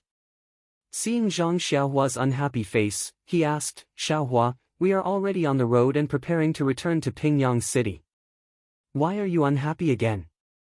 Zhang Xiaohua pouted and said, "Of course I'm happy to be able to return to Pingyang City. However, I can't always sit in a carriage. I want to ride a horse too. I see that there are still some unridden horses at the back. Can I ride them?" When Zhang Xiaohu heard this, he laughed and said, "So that's how it is. Little flower, it's not that I don't want you to ride. Riding a horse is also a skill. If you have never ridden before, you have to learn how to ride first. Our escort agency's horses are used to running outside and have very fierce temperaments. They're not suitable for you to ride and learn from. When we return to the agency, we'll find a docile horse for you to learn from first." When Zhang Xiaohua heard this, she realized that she had to learn how to ride a horse. It wasn't something that anyone could ride. However, he still didn't give up and said, "Don't the horses at the back look very docile? Let me try to ride them." When Zhang Xiaohu heard this, he said with a straight face, "Xiaohua, don't be willful. This is an escort agency. How can I let you fool around? The horses at the back look very docile, but it's different when you ride them. Moreover, the horses at the back are spares. If there's a problem with the horses at the front, they'll have to be used. We can't ride blindly now." When Zhang Xiaohua heard this, she rolled her eyes helplessly and didn't say anything else. Actually, this person was also strange. Take Zhang Xiaohua for example. When he was alone, he did things and thought like an adult. He was even more meticulous and mature. However, when he had relatives or elders by his side, he regained the innocence of a child and truly looked like a teenager. Perhaps this was the habit and dependence of humans. Since she couldn't ride a horse, Zhang Xiaohua didn't continue to pester her and obediently looked at the scenery. The scenery here seemed to be different from the front. Although the snow hadn't melted in the winter, there were some green plants stubbornly surviving in the fields and on the roadside. Occasionally, there were small rivers and streams that were no longer frozen. There were playful children with puppies and playing in the snow. There were strings of plum blossoms on the white fields. The speed of the carriage was very fast. The whistling cold wind poured into the carriage. Zhang Xiaohua habitually covered her cotton-padded clothes. This cotton-padded clothes belonged to her second brother, Zhang Xiaohu. His jacket had already been washed and put away by Zhang Xiaohu. It was difficult to change. Zhang Xiaohu was so sad that he wanted to cry. His younger brother hadn't gotten new clothes to wear during the new year. Even the autumn jacket had been cut open with a knife. He hated that time was too short. The cotton-padded clothes shop was also closed. He could only wear his own cotton-padded clothes first. Zhang Xiaohua repeatedly claimed that she wasn't cold, but how could Zhang Xiaohu believe her? He just kept forcing her to wear it. Look, the clothes were so big that even the wind could get in. When the accountant saw this, he also shrank his neck and asked, "Xiaohua, are you cold?" Zhang Xiaohua smiled and said, "No, Mr. Mo. I'm not cold at all." Mr. Mo smiled and said, "You're a sensible child. It's okay. If you're cold, I have a shawl here. Of course, it's also very big. But it can still block the wind." Zhang Xiaohua was speechless. She smiled and said, "It's okay. Although it's a little cold, I can still stand it. How can young people grow fast if they don't feel cold?" Sometimes, it was strange. Zhang Xiaohua was obviously not cold, but when he said that he wasn't cold, others would think that he said that because he didn't have suitable clothes. They would think that he was very sensible and should be concerned about him. Therefore, Zhang Xiaohua became more careful. "I won't tell the truth, okay? I'll say half-truths." Zhang Xiaohua looked at the scenery for a while and was a little bored. She asked, "Mr. Mo, I would like to ask you a question." Mr. Mo said, "Okay, what problem have you encountered?" Zhang Xiaohua asked curiously, "Mr. Mo, I feel that the weather here and the scenery outside are quite different from Pingyang City. I feel that at this time, Pingyang City should be frozen 3 feet deep. The wind is biting cold and the snow is very thick. Moreover, all the leaves have fallen. It's not like here. Although there's a lot of snow, it feels very cold. The wind is gentle. Look over there, there are some green things that are still growing." Mr. Mo smiled and said, "You're right, Zhang Xiaohua. The weather here is indeed different from Pingyang City. The weather here is very mild and the surroundings are very humid. It doesn't feel as cold as Pingyang City." Zhang Xiaohua asked, "Why is that?" Mr. Mo said, "It's very simple. It's because this place is southeast of Pingyang City. It's next to the sea." "Sea? Io." When Zhang Xiaohua heard this, she couldn't help but shout.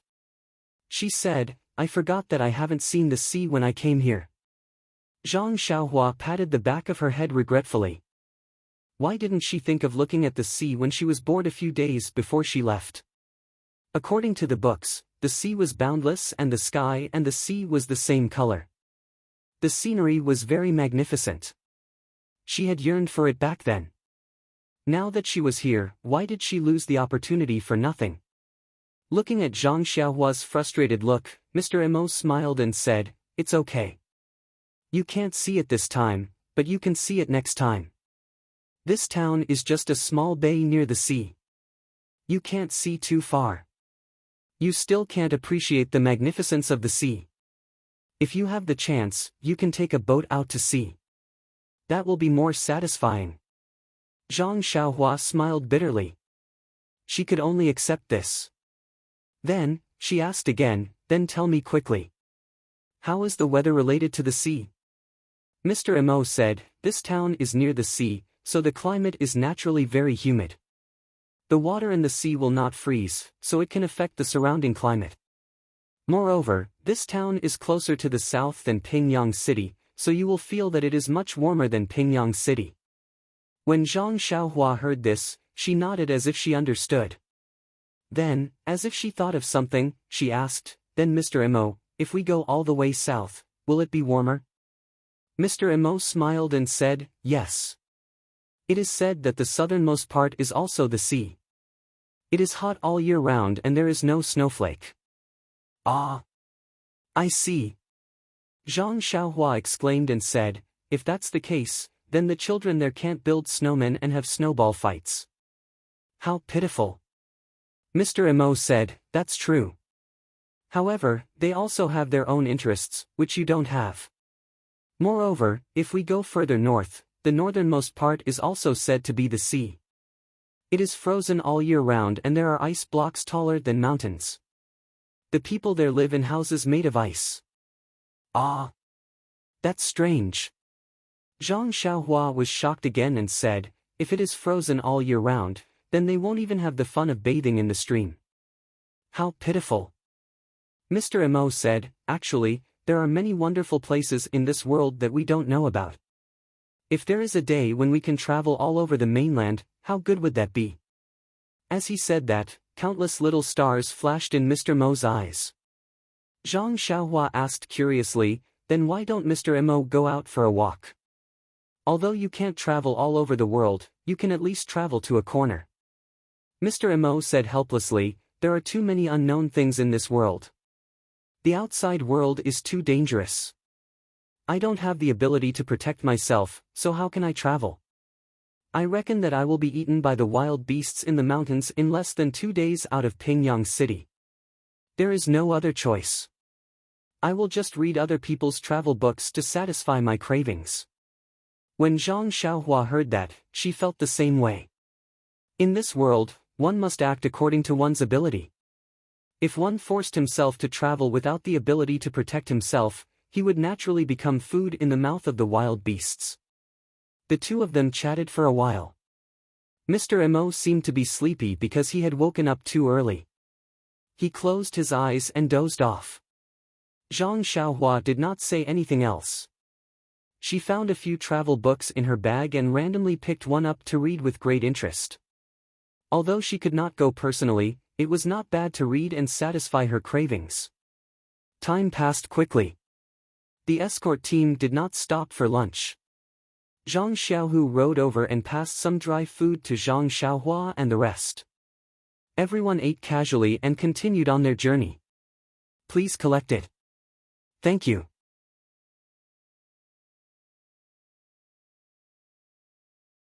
Chapter 141. The escort team continued on their journey and only slowed down slightly when night fell. They arrived at a village in the countryside to lodge for the night. How could there be an inn in the village? Only the members of the escort team pitched their own tents and set up a camp. Zhang Xiaohua pulled Zhang Xiaohu aside in private and whispered a lot to him. Zhang Xiaohu smiled and patted his head, saying, it should be fine here. Look, we've set up camp at the entrance of the village. It's densely populated here, so even if someone harbored evil intentions, they would have their reservations. Besides, it's only our first day out, so of course we'll be vigilant and be careful. If I were to rob someone, I would definitely choose a deserted area in the next few days. Zhang Xiaohu paused for a moment before continuing, also, this route has been taken by the people of the escort agency in the past. The campsites along the way have all been used in the past. Don't be fooled by how fast the convoy is moving today. In fact, we've been controlling our speed. If there are no other accidents, the entire situation will be under our control. Moreover, don't be fooled by escort leader Luo's laziness. He's actually an expert in the escort agency. He's extremely experienced. Seeing Zhang Xiaohua's indignant expression, he said, Alright, just wait and see if you don't believe me. It's a good opportunity for you to learn more. When you grow up, you can also become an escort leader in the agency. Oh, right, we've been busy these few days. How's your wound? Zhang Xiaohua rolled up her sleeves. Her wound was almost healed. Zhang Xiaohu was relieved and said, "It's good to be a child. If it's an adult, you'll have to rest for a few more days." Then, he thought of something and asked, "Also, Xiaohua, your right hand." Zhang Xiaohua knew that her second brother was thinking about her injury. She smiled and said, "It's almost healed. I feel that the fingers on my right hand are more nimble now and I can use some strength. It seems like I'm just short of being able to clench my fist completely." After he finished speaking, he raised his right hand and reluctantly made a fist in front of Zhang Xiaohu. When Zhang Xiaohu saw this, he repeatedly said, "Good, good." His eyes were wet. Thinking about it, it made sense. She brought her younger brother out to mingle, and because of her, her younger brother's right hand was crippled. No matter how she looked at it, her younger brother's right hand was obviously getting better, and it seemed that it would soon recover to its original state. How could she still be as calm as water? Surging emotions was the right way to go. At the same time, he also had a trace of worry in his heart. The doctor who looked at Zhang Xiaohua's hand was a veteran doctor of the Lotus Escort Agency. He had been in the agency for several decades and had treated countless injuries, bones, pulses, and internal and external injuries. His eyesight was extremely accurate. He had said before that Zhang Xiaohua's hand would never recover. Naturally, this was the accumulation of several decades of experience, so it couldn't be wrong. He didn't know if his younger brother's recovery had exceeded his expectations, or if Zhang Xiaohua's hand had already recovered to the point where it couldn't be recovered anymore. However, Zhang Xiaohu immediately calmed down. No matter how the doctor looked at it, Zhang Xiaohua had already recovered to such an extent that it had greatly exceeded his expectations. Whether or not he could practice the fist technique was another matter. At least in the future, he wouldn't have any problems. Finally, Zhang Xiaohu's heart relaxed a little.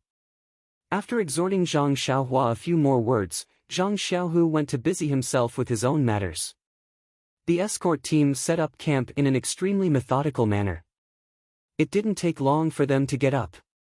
Zhang Xiaohua didn't help at all.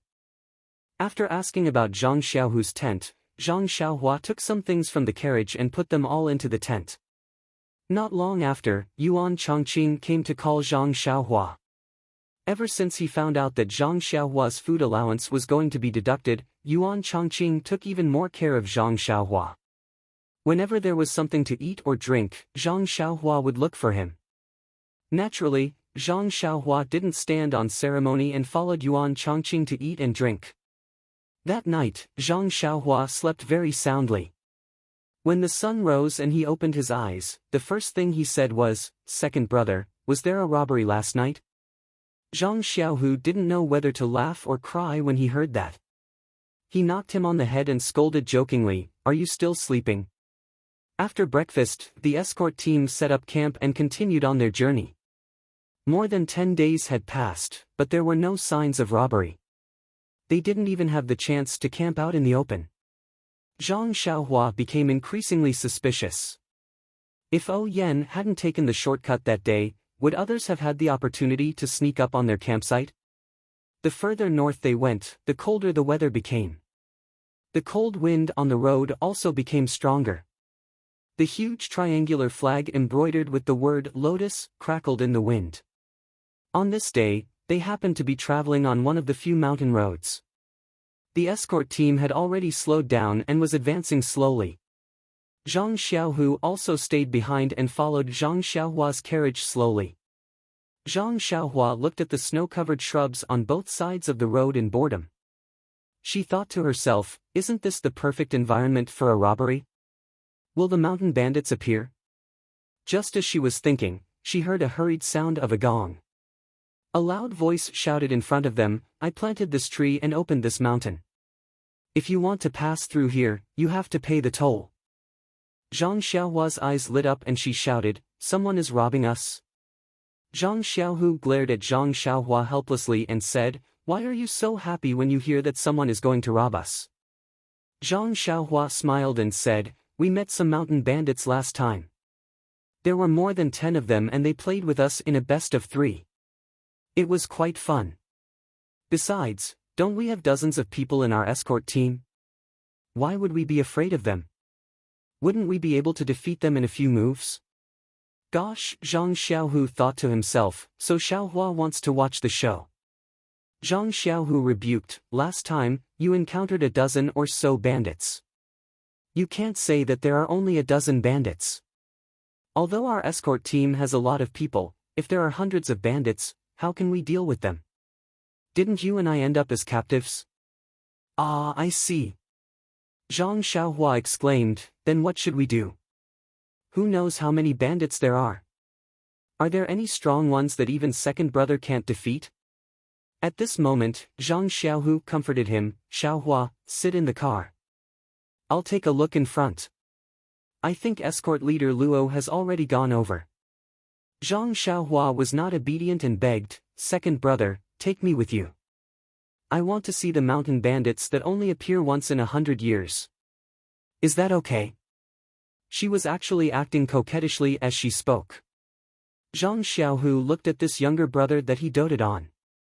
He thought for a moment and said, "All right, come and sit behind me. But remember, when we get there, don't say a word." Zhang Xiaohua immediately jumped down from the car and ran in front of Zhang Xiaohu's horse.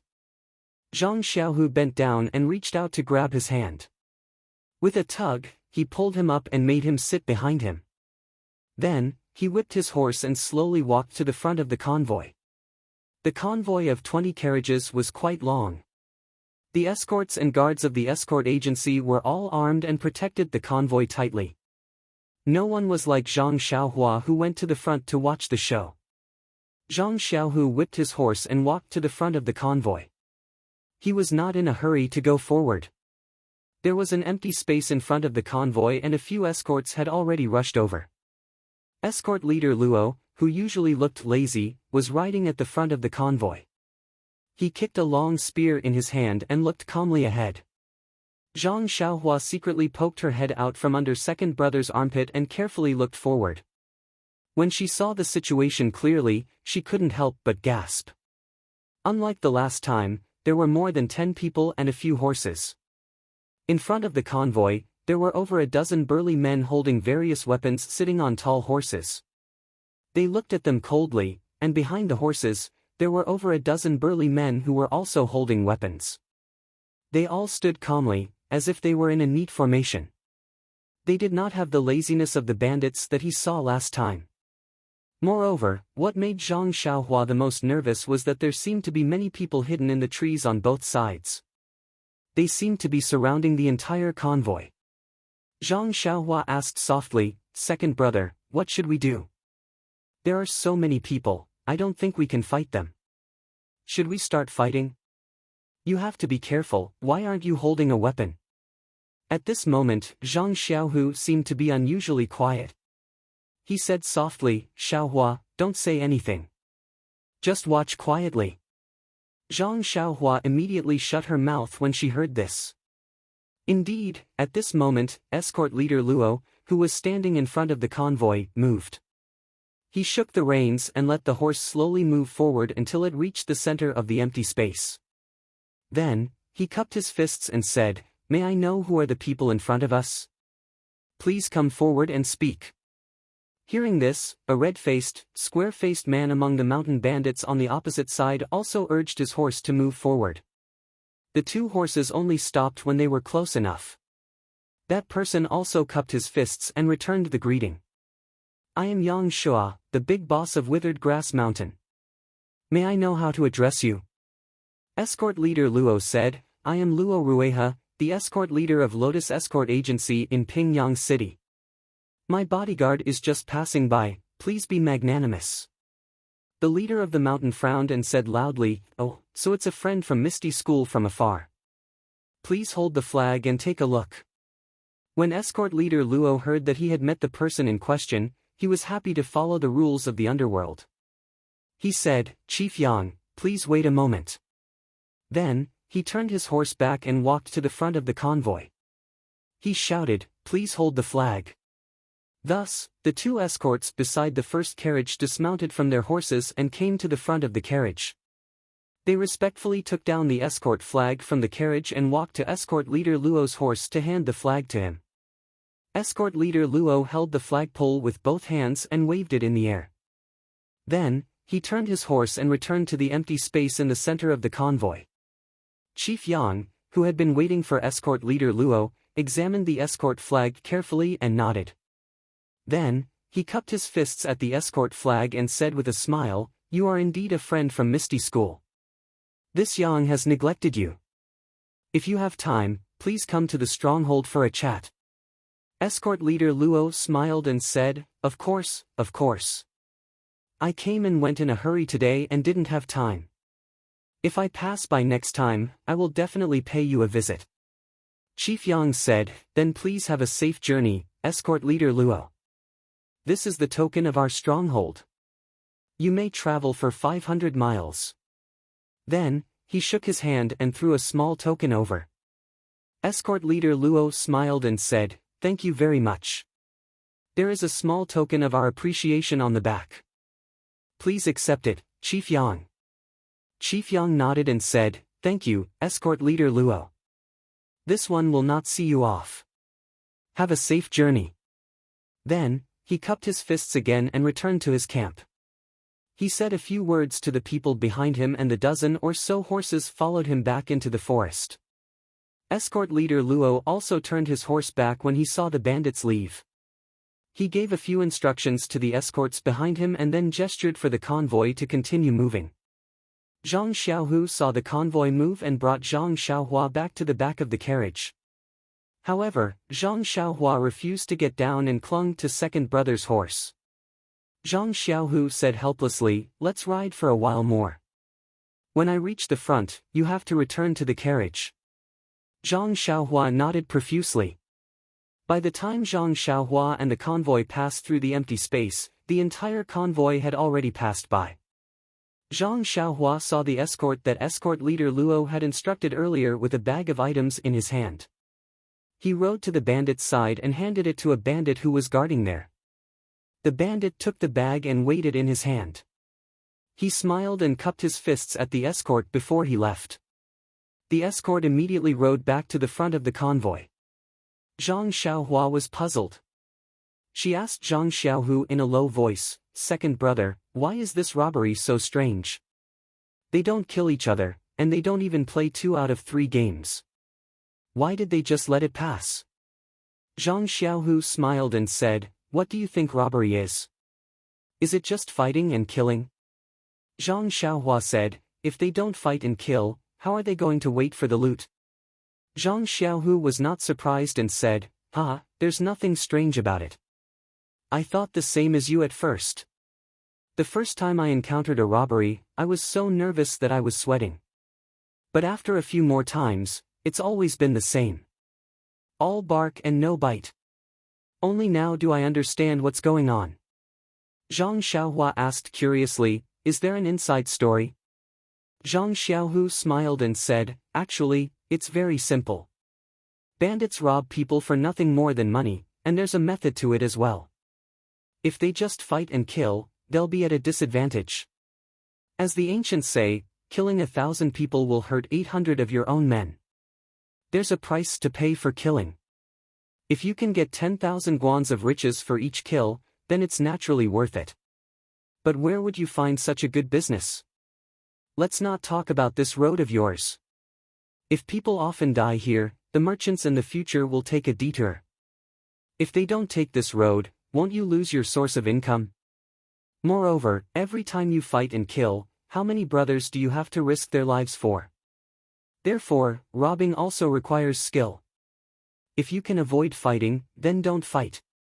Even if you don't get much money each time, as long as you get something every time, then won't you be able to make a long-term profit? Zhang Xiaohua nodded thoughtfully and said to herself, as the ancients say, there are 360 professions, and every profession produces its own master. As a bandit, you also need to have a professional eye. Zhang Xiaohu continued, when merchants travel on the road, they're usually aware of the risks. If they don't have much money, then they're naturally not too afraid of bandits. When they encounter bandits, they just have to offer some money. If they have a lot of money, then they'll have to find someone to protect them. An escort agency just happens to be doing this kind of business. Bodyguards of an escort agency followed the same logic as bandits robbing. Both of them had to pay attention to harmony and wealth. If one were to blindly use force, then the bandits would not be able to get along with you. Then, the escort agency would cease to operate because it would not be able to withstand constant fighting and killing. Therefore, the most important thing in an escort agency was to maintain one's reputation. If your reputation is big enough, then many bandits will know your signboard. Naturally, they'll look out for each other when they encounter you. Look out for each other? Zhang Xiaohu was a little stunned. Yes, look out for each other. In other words, the escort agency will give the bandits some money according to the value of their bodyguards' belongings as payment for passage. The bandits will accept it with a smile and let you go. Just like today, you didn't have to worry about being harassed by bandits for 500 li, Zhang Xiaohu explained. Zhang Xiaohua didn't understand and said, "Second brother, when you put it that way, it sounds like we're friends." Zhang Xiaohu blinked and said, "Snakes and rats are a family." Hee, that's how it is. Zhang Xiaohua asked again, if there's no escort agency's protection, then what if the merchants are willing to give so much money? Zhang Xiaohu smiled and said, if there's no escort agency's protection, then the merchants are like a piece of braised pork. Who wouldn't want to eat them in one bite? Why would they care about the little benefits you give them? Zhang Xiaohua asked again, then there were so many bandits just now. If they all came at once, then our escort agency probably wouldn't have been able to deal with them. Wouldn't they have eaten them all in one bite? Even if there were some casualties, it would have been worth it. Zhang Xiaohu smiled and said, then we'll have to talk about another aspect. There are big and small escort agencies and their strength is uneven. If it were a small escort agency, then there would naturally be this risk. However, our Lotus Flower Escort Agency is backed by the Misty School. To put it bluntly, we're just a tool for the Misty School to amass wealth in the escort agency. They might be able to eat up the entire convoy, but then they would have to face the Misty School's thunderous retaliation. That Misty School is a famous sect in the Jianghu. They could just casually send some of their disciples to wipe out the entire nest of bandits. How would they have the guts to do that? Zhang Xiaohu became excited as he spoke. He swallowed his saliva and continued, there's another point. For these bandits to be able to take over the mountain and call themselves kings, they can't do without the support of the nearby Jianghu sections. And this sect should have an escort agency similar to the Lotus Flower Escort Agency.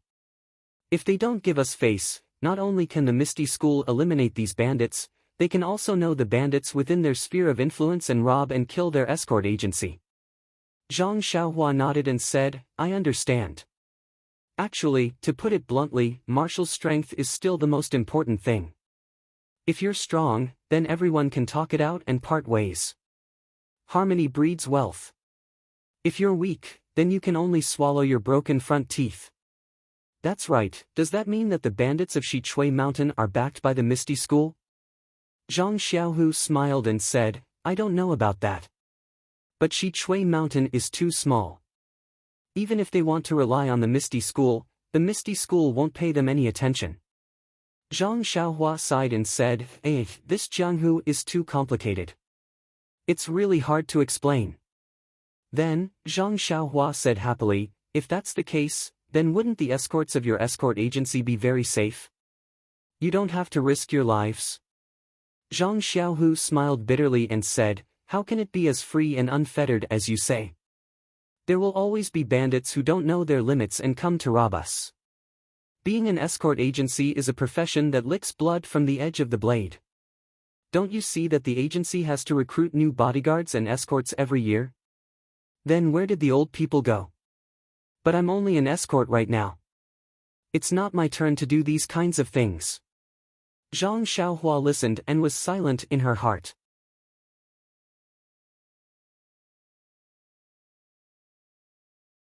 Chapter 142. A typical robbery in the pugilistic world ended just like that. Zhang Xiaohua, who had originally thought that she would be able to witness a good show, was instead taught a good lesson by Zhang Xiaohu. Although she did not see the bloody side of the pugilistic world, she understood the greed and the exchange of power and money in the pugilistic world. At the same time, she also understood that in the pugilistic world, only the fist was the boss. In the following days, Zhang Xiaohua prayed that they would not encounter any more robbers or bandits. It was very different from when they first arrived. However, the wind and rain of the Jianghu would not change because of a certain person's thoughts. Along the way, it was not a sunny road. Along the way, they still encountered some blind thieves who did not put the Lotus Escort Agency and the Misty Sect in their eyes. However, as long as they were not arrogant and did not make a fart, how much insight could those thieves have? Basically, under the powerful force of the Lotus Flower Escort Agency's escorts, who were united with escort leader Luo at the center, the group collapsed.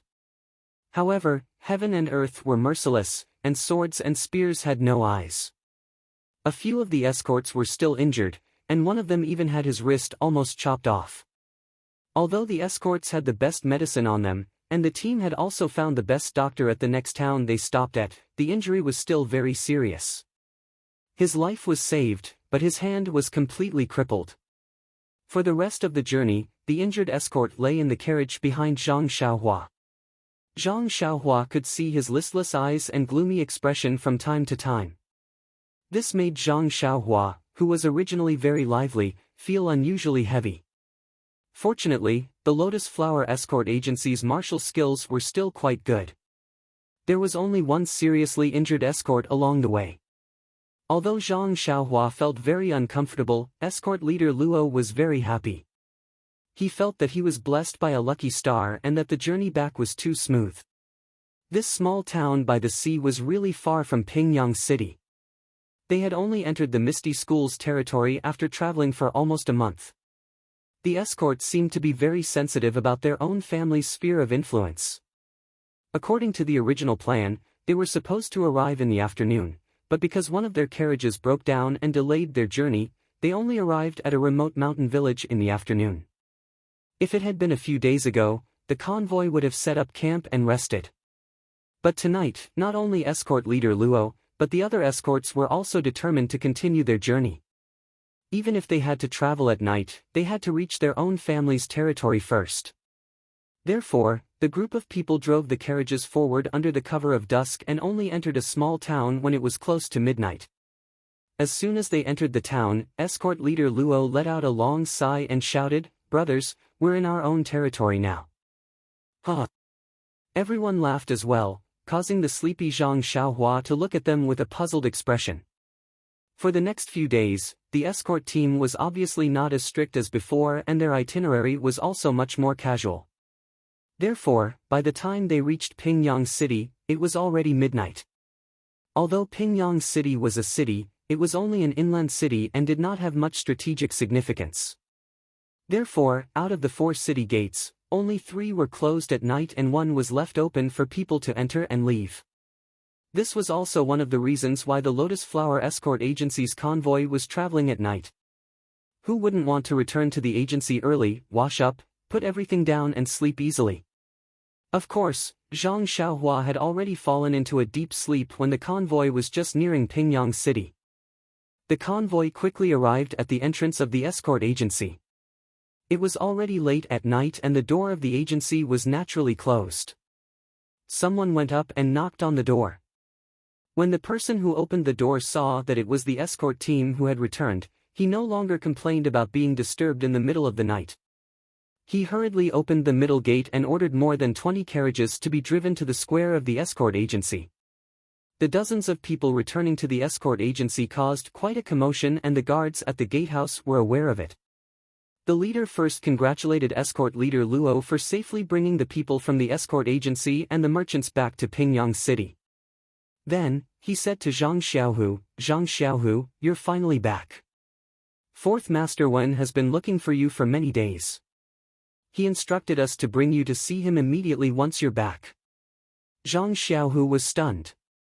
"Why? He carefully confirmed, "Must I go even if it's midnight?" The guard smiled bitterly and said, "Fourth master said so, but he didn't say what time it was. Since you're back now, I think you should make a trip there. Otherwise, it won't be good if fourth master gets angry." Zhang Xiaohu thought for a moment and said, "All right then. Thank you for the reminder." Then, Zhang Xiaohu went to the square. He first carried the unconscious Zhang Xiaohua and placed her on the Kong bed in his small house. Then, he tidied up his belongings and brought them back into the house. Only then did he hesitantly go to the inner courtyard and into Fourth Master Wen's room. It was already past midnight and Fourth Master Wen's courtyard was quiet. Zhang Xiaohu tiptoed to the door and hesitated. Just as he was about to raise his hand and knock on the door, a slightly aged voice sounded from inside, "Who is it? Why are you looking for me at this time?" That voice sounded abruptly, scaring Zhang Xiaohu so much that he trembled. He was secretly impressed. The older the ginger, the spicier it was. Fourth Master Wen's internal energy was one of the best in the Lotus Escort Agency. I've just approached the door and he heard me. AI, how much longer do I have to train to have this kind of achievement? Inside the room, Fourth Master Wen was furious. He cursed in his heart, which unlucky child is outside? Why doesn't he have any morals of respecting the old and loving the young? This old man usually has insomnia and difficulty sleeping. Today, I was coincidentally able to close my eyes early. I was just about to fall asleep when you woke me up. If you wanted to come, then come. Why did you have to tiptoe around? It made me think that you were some evil person. My old heart was so scared that it was thumping. If you hadn't raised your hand to knock on the door, this old man would have immediately jumped out of the window and beat you up. I'll let you know the consequences of waking an old man up. Zhang Xiaohu stood up straight. His tone was full of respect as he said, "It's me, Zhang Xiaohu." Zhang Xiaohu? Fourth Master Wen asked hesitantly, "What business do you have with me?" When Zhang Xiaohu heard Fourth Master Wen question him, he couldn't help but be shocked. He hurriedly said, "Fourth Master, I just came back from running an escort mission outside. Xiao Si at the door said that you were looking for me. If he saw me, he told me to come see you immediately." Ah! Fourth Master Wen said angrily, "So it's like that." Cough cough. Fourth Master Wen was so angry that he couldn't breathe properly. He actually coughed and drank a mouthful of water before continuing, "Did I say that? However, even if I did say that, there's no need to come in the middle of the night." Zhang Xiaohu said awkwardly, "Xiao Si said that your instructions were hurried and thought that it was something important. Moreover, you didn't say that you couldn't come in the middle of the night. That's why he informed me. If there's nothing else, I'll go back first. When the sun rises, I'll come back to listen to your teachings." When Fourth Master Wen heard this, he said, "Oh, I know. I ordered this a month ago. It's been almost 2 months. I almost forgot. Sigh, I'm old and tend to forget things. Alright, you don't have to go back. Wait a moment, I'll get up now. Anyway, tonight will definitely be a sleepless night." Zhang Xiaohu waited quietly for a moment before Fourth Master Wen opened the door to let him in. The two of them sat down. Fourth Master Wen poured some water for Zhang Xiaohu to drink. Only then did Fourth Master Wen stare at Zhang Xiaohu and say, "Zhang Xiaohu, this escort mission took quite a long time. It's been hard on you." Zhang Xiaohu hurriedly said, "I don't dare, Fourth Master Wen. I'm only Escort Leader Luo's assistant. Escort Leader Luo makes many decisions. I'm just a helper." Fourth Master Wen said with a smile, "This escort mission lasted past the new year. It's been hard on you. Do the subordinates have any complaints?" Zhang Xiaohu replied, "Nothing much. I just want the escort agency to give me more allowance. After all, it's for the agency to celebrate the new year outside. I can't reunite with my family." Fourth Master Wen stroked his sparse beard and said, "Of course. The agency will not mistreat anyone who contributes to the agency. It's the same for going out for the new year, and it's the same for greater contributions. Zhang Xiaohu was stunned. He thought to himself, what does that mean?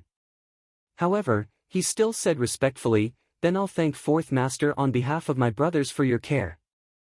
Fourth Master Wen waved his hand and said, haha, there's no need. It's what I should do.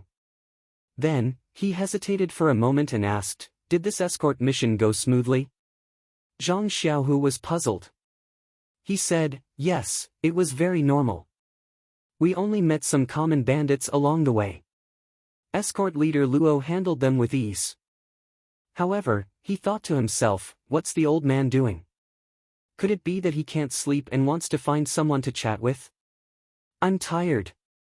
I still want to sleep. Fourth Master Wen asked amiably, then when did you guys return to the agency? Zhang Xiaohu frowned and said, just now. We just entered the courtyard. I put the things in the room and came over.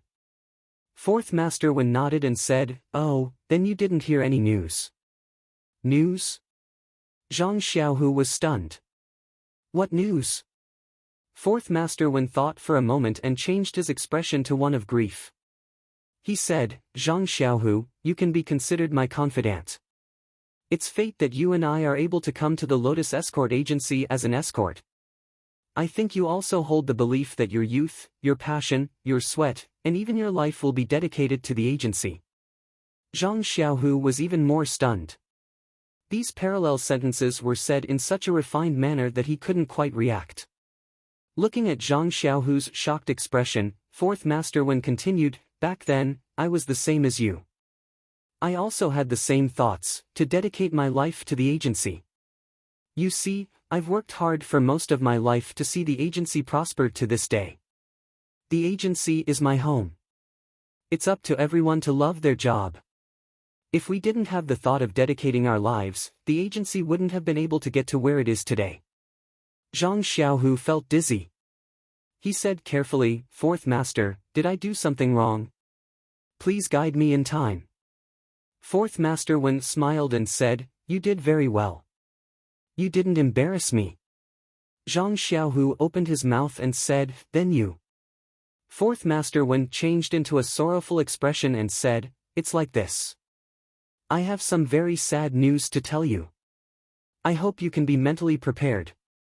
I think you should be prepared first. It's best if you take a horse stance and listen to me carefully. Also, don't be anxious after hearing it. Zhang Xiaohu smiled and said, what news, Fourth Master? You've said so much, making me feel like I'm shrouded in fog. I don't know what to do. Fourth Master Wen nodded and said, not bad. As expected of the person I've chosen. Just this calmness alone is enough for you to take on great responsibilities. Then, Fourth Master Wen said, actually, I think you should also know that as the saying goes, life is great, death is glorious. Some people are alive, but they're already dead. Some people are dead, but they're still alive in our hearts. Also, some people's deaths are heavier than Mount Tai, and some people's deaths are lighter than a goose feather. If one day I can reach this level, I'll have no regrets in this life. Zhang Xiaohu looked at Fourth Master Wen's gushing words and sighed with emotion.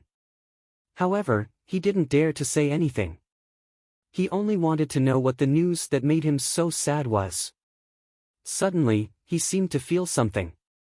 Could it be his home? Oh no, could it be the bandits of Shitsu Mountain? Or the bullies of Lu Town?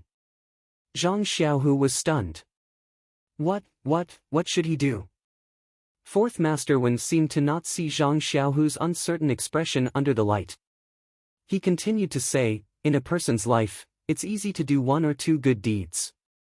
The rarest thing is to do good deeds every day. If you can do a few things that make people grateful for your whole life will be moved. Also, don't do small good deeds and don't do small evil deeds. No matter how big or small the good deeds are, they should be done persistently. Not to mention those who have sacrificed their own lives for the sake of others' lives. We should all remember this act of sacrificing oneself for others. On behalf of the Lotus Escort Agency, on behalf of Huanxi Mountain Villa, and on behalf of the Misty School, I would like to extend my highest respect to you. After saying this, fourth master Wen wiped the sweat from his forehead and said awkwardly, "Alas, this bookbag fan's words are really hard to remember. I've already recited them countless times. Why can't they be pleasant to listen to?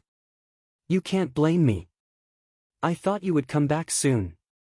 Who knew that you would only come back today? I haven't looked at them for nearly a month. Alas, it must be hard on this old fourth master. He was sweating from memorizing them in the winter. It could be seen that memorizing them by rote wasn't the right way. Mastering them through a comprehensive study and understanding the memory was the hard way." When fourth master Wen raised his head from the pile of old books and saw Zhang Xiaohu's gloomy face, he said sorrowfully, "Zhang Xiaohu, it seems that you already know what I mean. The dead are gone, and the living have to continue living. You must restrain your grief and accept it. Turn your grief into strength and continue to work hard. Take over your brother's baton and carry on your brother's unfinished wish.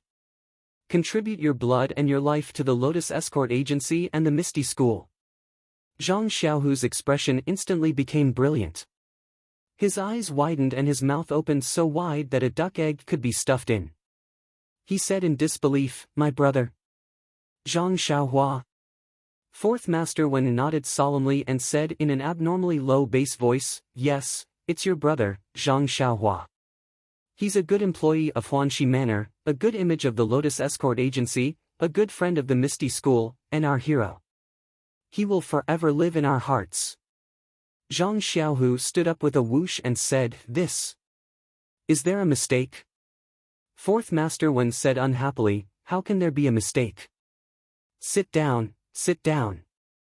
I was just praising you for your calmness. Why are you so hot-blooded now?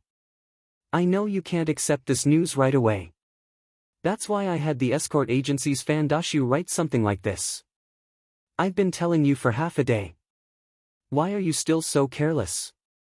Why did you suddenly stand up in a fluster? Calm down, calm down. You must have the calmness to not panic in the face of a landslide. This is the basic quality that leaders like us should have." Zhang Xiaohu smiled and sat back down in his chair, saying, "Fourth master, I was a little surprised when I heard this news. That's why I jumped up. Please don't blame me." Fourth master Wen stroked his sparse beard and said, "Not bad. You seem to have recovered very quickly. You have my style. Your future is limitless. I have high hopes for you." Then, fourth master Wen stood up and took out a small wooden box from a small cabinet behind him. He placed it in front of Zhang Xiaohu and said, "Although Zhang Xiaohua has left us, we will definitely publicize his touching deeds and let him leave his name in the history of Jianghu. However, the situation in Jianghu is changing rapidly. There are many situations that are disadvantageous to the Misty School. We cannot publicize Zhang Xiaohua's sacrifice to save his master for now. Therefore, we can only compensate in other ways. This was personally given to me by the Misty School's sect leader Peng. He asked me to pass it to you as a sign of his deep respect for Zhang Xiaohua." Zhang Xiaohu opened the wooden box in confusion. Inside was a thick stack of banknotes. At a glance, there were at least 100 banknotes. The banknote on the top was actually worth 100 taels. There were actually 10,000 taels of banknotes in this wooden box. Zhang Xiaohu was so frightened that he trembled. Ever since he was born, he had never seen so much money. This was enough to scare him to death. He pushed the wooden box and said, "Fourth master, why is this? What happened to my little brother Zhang Xiaohua? Did they make a mistake? If they can't explain it clearly, how can I dare to accept this money?" Fourth master Wen said, "I don't know the specific details. Huanxi Manor is very secretive. I can't find out anything for the time being. I only heard from Qiu Tong that your little brother Zhang Xiaohua loyally protected his master. In order to save Manor Lord O, he sacrificed his precious life." "What?" Zhang Xiaohu was stunned. He said in surprise, "There's such a thing. How come I didn't know? Why didn't Xiaohua tell me?" "Tell you?"